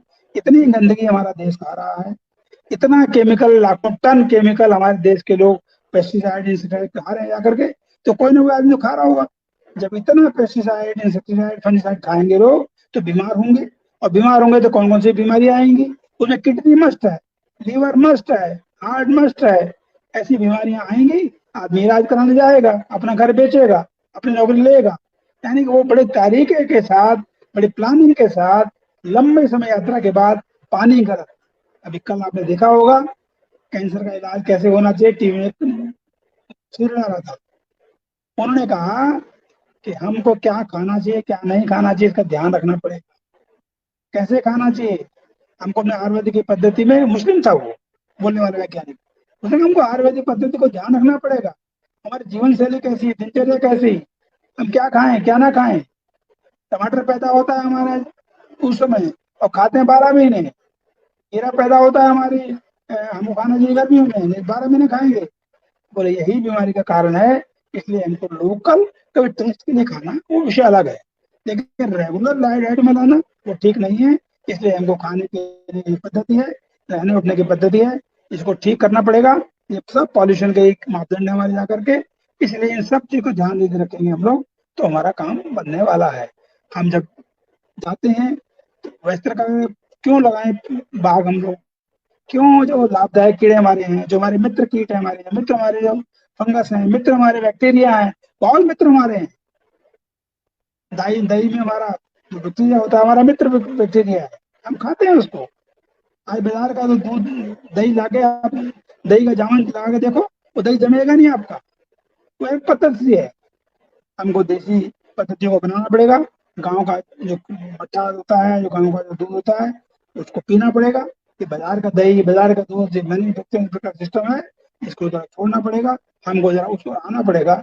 और कहते हैं कि अब लौट चले, मतलब हमको अपनी पुरानी चीजों को नई चीजों को मिला करके आगे वो काम को बढ़ाना पड़ेगा, तभी हम आगे जाके बढ़ पाएंगे। हमारे देश के सामने बहुत से लोगों ने काम किया, कभी हमने इसका अध्ययन किया है। हम जानते हैं कि अन्ना हजारे का नाम सुना हम लोगों ने। क्या किया अन्ना हजारे ने खास बात, क्यों पॉपुलर हुए? बहुत पढ़े लिखे नहीं थे वो, सेना में छोटे से पद पर थे, मन खराब हुआ, आत्महत्या करने चल दिए। स्वामी विवेकानंद का कुछ किताबें मिल गई, उसको उन्होंने पढ़ा, वापस गाँव आए, गाँव में अंदर नहीं गए, वहीं रुक गए। उन्होंने क्या ऐसा काम किया कि वो पूरे दुनिया में चर्चित हो गए। तो चर्चित इसलिए हुए कि उन्होंने अपने गांव के सड़कों पर, अपने गांव के खेतों के किनारों पर फलों के पेड़, बड़े बड़े वृक्षारोपण करवाए उन्होंने। और आज उस गांव के अंदर फलों का कोई अभाव नहीं है, कोई चोरी नहीं करता है, और सब प्रेम के साथ समय के हिसाब से लोग फलों को खाते हैं। और भी पेड़ लगा रखे हैं, सब तरह के पेड़ लगाए उन्होंने, एनवायरमेंट के हिसाब से लगाए, वृक्ष के हिसाब से लगाए, क्योंकि हमारे साथ औषधि मैं सिमट पे रहा हूँ। मैं जानता हूँ हर पौधा, हर पौधे की पत्ती, हर पौधे की जड़, ऐसा कोई पौधा दुनिया में नहीं है, चाहे वो कोई भी चीज हो, सब में कुछ ना कुछ औषधि गुण है। कहाँ प्रयोग करना हम जानते नहीं, चीज हमको सीखना पड़ेगा, समाज को बताना पड़ेगा। अब तुलसी है, तुलसी की कितनी वैरायटी होती है, कोई तुलसी खा लो ऐसा नहीं होता। तुलसी को कैसे कर लेना, कब लेना, कहाँ लेना। हमारे इंडिकेटर कौन है, कभी हमने सोचा इस बात के बारे में? हमारे इंडिकेटर हैं हमारी ये चिड़िया, चींटी, मधुमक्खी। इनको देखिए ना, गौरैया कहाँ रहती है, कोयल कहाँ रहती है, कौवा कहाँ रहता है, गिद्ध कहाँ रहती है, गोपाल जी ने बताया। अब ये सब चीजें यहाँ रहती हैं, हमको मालूम है कौवा कहाँ रहेगा, गिद्ध कहाँ रहेगी, जहाँ गंदगी होगी। गौरैया कहाँ रहेगी, कोयल कहाँ रहेगी, जहाँ वातावरण शुद्ध होगा। तो हमको मशीन की जरूरत ही नहीं है, हमारे तो चिड़िया हमको बता देंगे कहाँ हमारा, ये हमारा मोहल्ला ठीक है, हमारा गाँव ठीक है, हमारे दोस्त ठीक है, तो चिड़िया बता देंगे हमको। चिड़िया कितने बड़े मित्र हमारे हैं, मधुमक्खी हमारा कितना बड़ा मित्र हमारे हैं। हम लोगों ने मधुमक्खी को लगातार भोजन नहीं दिया, क्योंकि पेड़ ही नहीं हमारे पास है। अब गर्मियों के दिनों में शहतूत लगाते थे, पहले वो खाते, शहतूत खाती थी, वो फालते खाती थी, वो जामुन खाती थी, मतलब 12 महीने कुछ ना कुछ उसको फूल फल मिलता रहता था, और वो मधुमक्खी जीवित रहती थी। उस शहद के कारण से हमारा ट्रीटमेंट होता था। आज हमने सारे वातावरण खराब कर दिया, वो बंदर, वो नीलगाय, वो गाय हमारे को बिल्कुल डिस्टर्ब कर दिया है। इस समय अगर देखिए जाकर हम लोग, तो गांव के लोग परेशान है, गांव के लोग दुखी हैं। मैं अधिक दुखी हूँ इन सब बंदरों के आतंक कारण से, कुत्ता जानवरों के आतंक कारण से, तो हमारे जिसको नीलगाय बोलते हैं उसके कारण से। अब खेती छोड़नी पड़ रही है, क्या करें इसमें, क्या रास्ता अपना है इसमें? अरे छोड़ती नहीं, पूरा इलाका।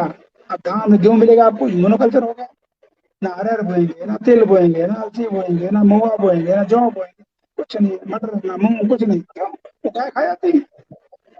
इसलिए हम सबको सारे उनको भोजन भी देना पड़ेगा, उनके खाने की व्यवस्था भी करनी पड़ेगी, तरीका निकालना पड़ेगा। तो अन्ना हजारे ने जो काम किया उसको हमको फॉलो करना चाहिए। कि अन्ना हजारे ने अपने गाँव को इतना बढ़िया पेड़ों से बना दिया कि आज मैं गाँव में गया नहीं, लेकिन मैंने सुना है, मैंने उनका भाषण सुना है। मैंने उनका नागपुर के अंदर संघ के 33 वर्ष में उनका मैंने बौद्धिक आए थे मेरे को देने के लिए, 89 में नागपुर था, उसमें अन्ना हजारे एक चर्चा गुट में आए थे, सारी कहानी बताई थी। हमको उसमें समझ नहीं आया कितने बड़े व्यक्ति होंगे, लेकिन बाद में एक कर्मयोगी में गाँव शेषाद्रि जी ने बुक लिखी और वो चर्चित हुए। लेकिन उन्होंने जो विशेष काम किया, गाँव के युवाओं में ये शराब की लत छोड़ना, गुटखा छोड़ना, और सरकारी सहायताओं को गाँव में ठीक प्रकार से लगाना, कोई बीमार न कर सके, और एनवायरमेंट का पूरा ध्यान रखना। अपना घर भी उन्होंने पेड़ के नीचे बना रखा, आप देखते होंगे जाकर के, इसलिए कितना बड़ा इन्वायरमेंट का मतलब है, हम सबको ध्यान करना पड़ेगा। अब इन्वायरमेंट के ऊपर बहुत लोगों ने काम किया है। सुंदरलाल बहुगुणा का नाम सुना हम लोगों ने, चिपको आंदोलन के थे। मैं कुछ बातों से सहमत नहीं हूँ, लेकिन उन्होंने जो काम किया चिपको आंदोलन, क्योंकि मैं उत्तरांचल में था, मैं बहुत लंबे समय उत्तरांचल में रहा हूँ, तो मुझे मालूम था उन आंदोलन किस रूप में चल रहा है, वो कौन लोग हैं, वो क्या करते हैं। लेकिन कुछ बातें सही थी। मैंने वो टेहरी डीम जो झील है जब बन रही थी उस समय मैं उसको देखने गया था। इतनी गहरी झील है वो, इतनी गहरी झील है कि यदि वो पानी को ब्लास्ट कर गया तो दिल्ली क्या आसपास का सारा क्षेत्र डूब जाएगा। हमने पहाड़ को विस्फोट कर करके हिला दिया। इसलिए धीरे धीरे हमको उन जो बहुगुणा जी ने काम किया, पेड़ों को बचाओ, चिपको आंदोलन, और पहाड़ पर को डिस्टर्ब मत करो, उनको छेड़ो नहीं, कुछ अच्छी बातों को मानना चाहिए। यदि हम उसको मानेंगे तो हमारा काम चलेगा, हम नहीं मानेंगे तो काम नहीं चलेगा। इसलिए हमको विज्ञान और समाज को जोड़ना चाहिए।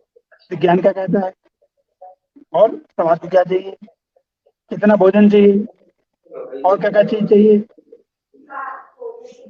तो हमको लगता है कि किसी भी महामारी के लिए लोगों ने कहा, राघव जी ने कहा था कि ऑक्सीजन, हमको नेचुरल ऑक्सीजन चाहिए, लेकिन नेचुरल ऑक्सीजन कहाँ मिलेगी। जब रोड पे चलते हैं हम लोग, कभी कभी लखनऊ के लोग कैंटोनमेंट एरिया में जाएं और जाके देखें कि कैंटोनमेंट के एरिया का टेम्परेचर वहाँ के वायुमंडल में और लखनऊ के वाकई में कितना अंतर है। वहाँ पेड़ है, थोड़े से पेड़ हैं, तो वातावरण बदला हुआ है यार। इसलिए हमको इसको विज्ञान से जोड़ना पड़ेगा, विज्ञान से समझाना पड़ेगा, हमको ये सब समझाना पड़ेगा कि विज्ञान के द्वारा कैसे होता है। आप कभी शुगर फैक्ट्री के बगल में जाइए, तो आस पास आपको कोई पेड़ नहीं मिलेगा, कोई पौधा नहीं मिलेगा। वो जो केमिकल का पानी आता है उनका, वो कितना खतरनाक पानी है कि उस चीनी को हम खाते हैं। आज भारत के बीमारियों का जो सबसे बड़ा जड़ है वो है चीनी और नमक। अगर चीनी हम छोड़ सकते हैं किसी कारण से तो हमारा जीवन सुरक्षित होगा। ये सब बातें आज विज्ञान के रूप में सिद्ध हो रही हैं और लोगों ने सिद्ध किया। कोरोना के मरीज वो जल्दी ठीक हो आए जो डायबिटिक नहीं थे लेकिन चीनी नहीं खाते थे। कई डॉक्टर्स हैं जो 12-15 साल चीनी नहीं खाए। मेरे को नाम बता दूंगा आपको, पीजीआई में भी है, मेडिकल कॉलेज में भी है, मैं भी चीनी नहीं खाता हूँ। चीनी नहीं खाना, अब चीनी का क्या नुकसान होगा, इसलिए उसको वैज्ञानिक वैसे कहेंगे तो नहीं मानेगा आदमी। कितना मिठाई खाता आदमी, पश्चिमी उत्तर में जाओ तो पानी कम और चीनी ज्यादा, दूध कम और चीनी ज्यादा, और इतना मीठा खाना, वो कहने का मतलब ये है इतना मीठा खाना कि पूछो नहीं। तो धीरे धीरे क्या होगा, इसलिए हमको उस विज्ञान के साथ जुड़ करके इस पूरे इन्वायरमेंट को लेकर के चलना पड़ेगा। और ये पूरे इन्वायरमेंट को लेकर चलेंगे हम लोग तो हमारे पास अच्छी अच्छी बातें हैं, हमारे देश के पास सब कुछ हमारे पास मिला हुआ है, हमारे पास ज्ञान का भंडार है, हमारे पास कोई कमी नहीं है, हमारे पास अरण्य है। अभी गोपाल जी ने बताया कौन कौन सी मंगल वाटिका लगाएंगे, ऐसे एक से नहीं हजारों उदाहरण हमारे पास हैं। और हम सब लोग समाज में विद्वान लोग हैं, मिल करके इस पूरे चीज को यदि निकाल के काम करेंगे तो हम पानी को भी साफ रख पाएंगे, साउंड पॉल्यूशन को भी ठीक रख पाएंगे, हवा को भी ठीक रख पाएंगे, और जो सूर्य की रोशनी हमको मिलती है वो भी हमको शुद्ध मिले, क्योंकि सूर्य की रोशनी बॉडी के लिए इंपॉर्टेंट है।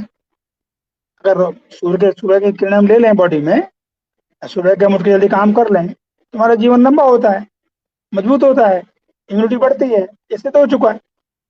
जिस बात को हम आज कह रहे हैं धीरे धीरे दुनिया के लोगों ने उसको अपनाना शुरू किया है। लोग मांसाहारी कम हुए, लोग ऑर्गेनिक फूड की ओर बढ़ रहे हैं, ऑर्गेनिक की डिमांड बढ़ रही है, लोग ढूंढते हैं कि मिल जाए कहीं से आकर के। और सरकार ने एक बहुत अच्छा काम किया, वो धन्यवाद का पात्र है भारत सरकार।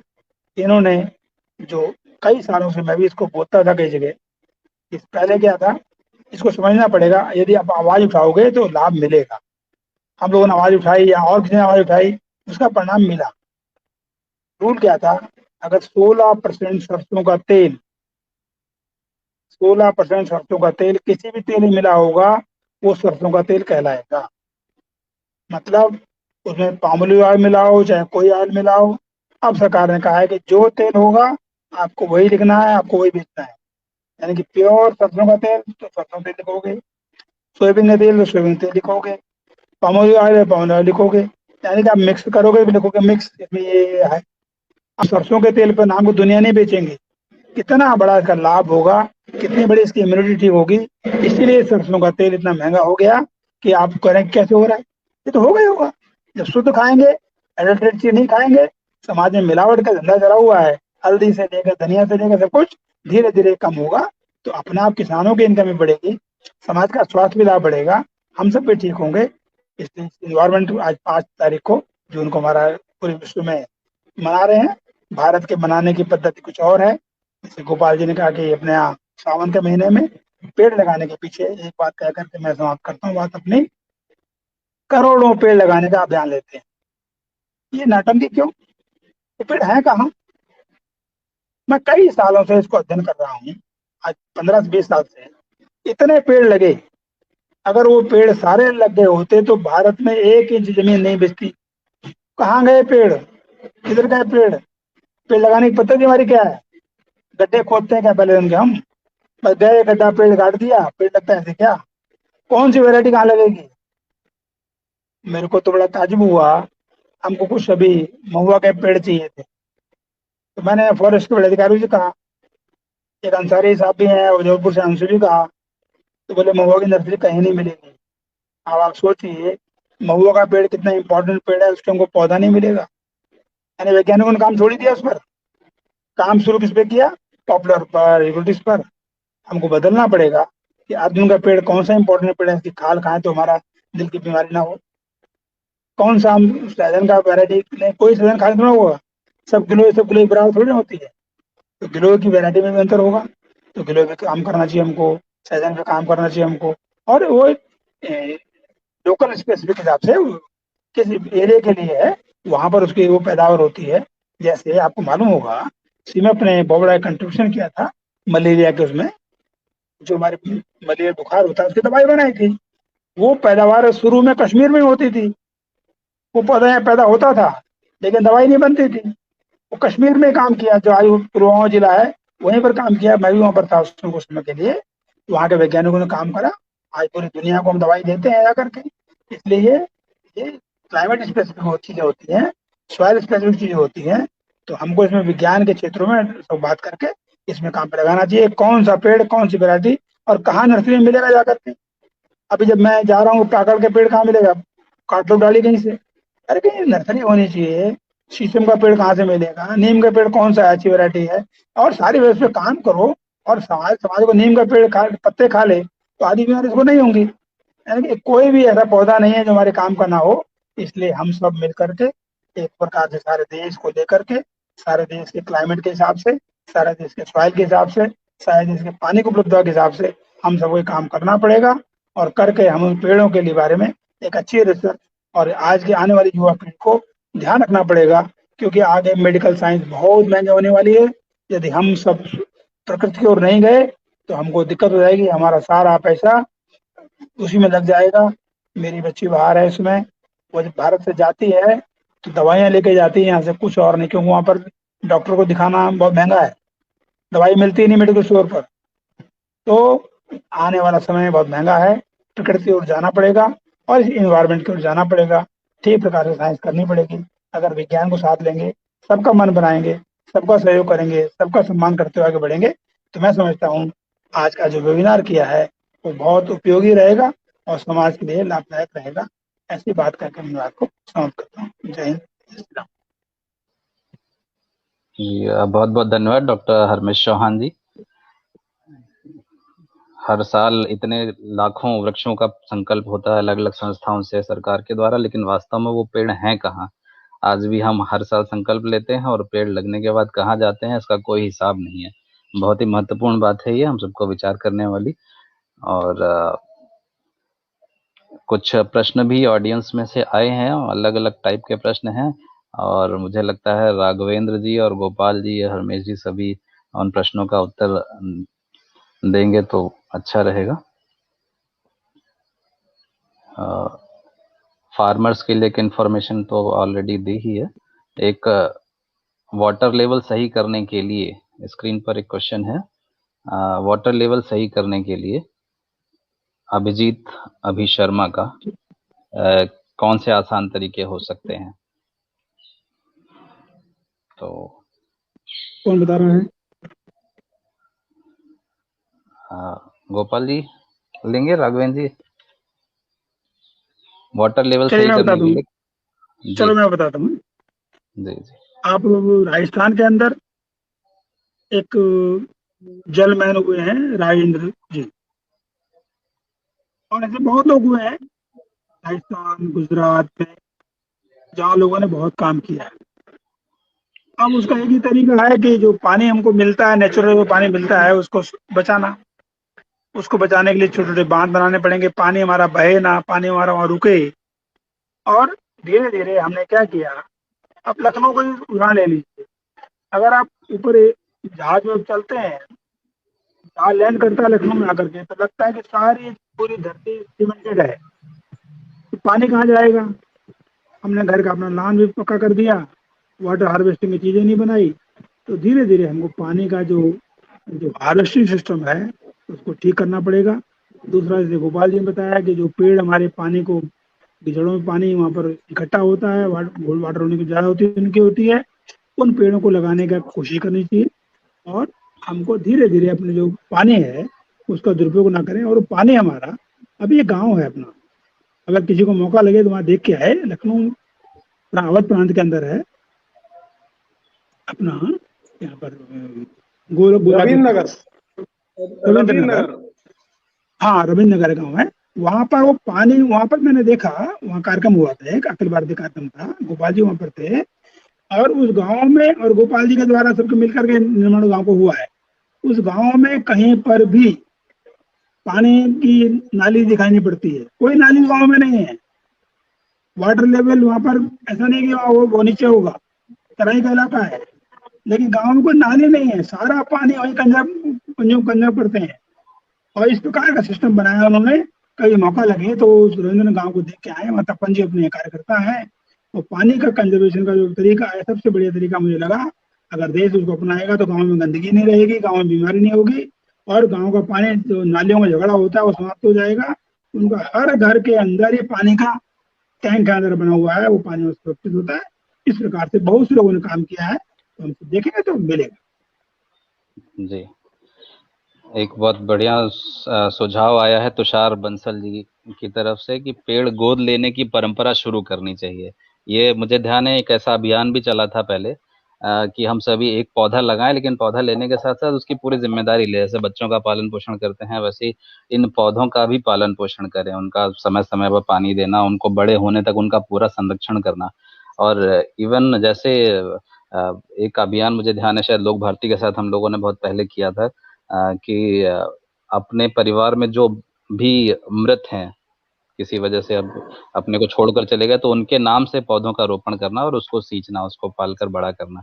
तो ऐसा ये भी हम संकल्प ले सकते हैं आज के दिन, और कम से कम एक पौधा उसका संरक्षण करें, उसको गोद लेकर उसको पालन पोषण करें। बहुत लाखों पौधों की बात ना करें तो व्यवहारिक रहेगा। तो आज इस वेबिनार में हम सभी बहुत ही महत्वपूर्ण विषयों पर चर्चा करते हुए समापन की ओर हैं। मैं एक बार फिर से सभी दर्शकों का बहुत बहुत धन्यवाद करूंगा।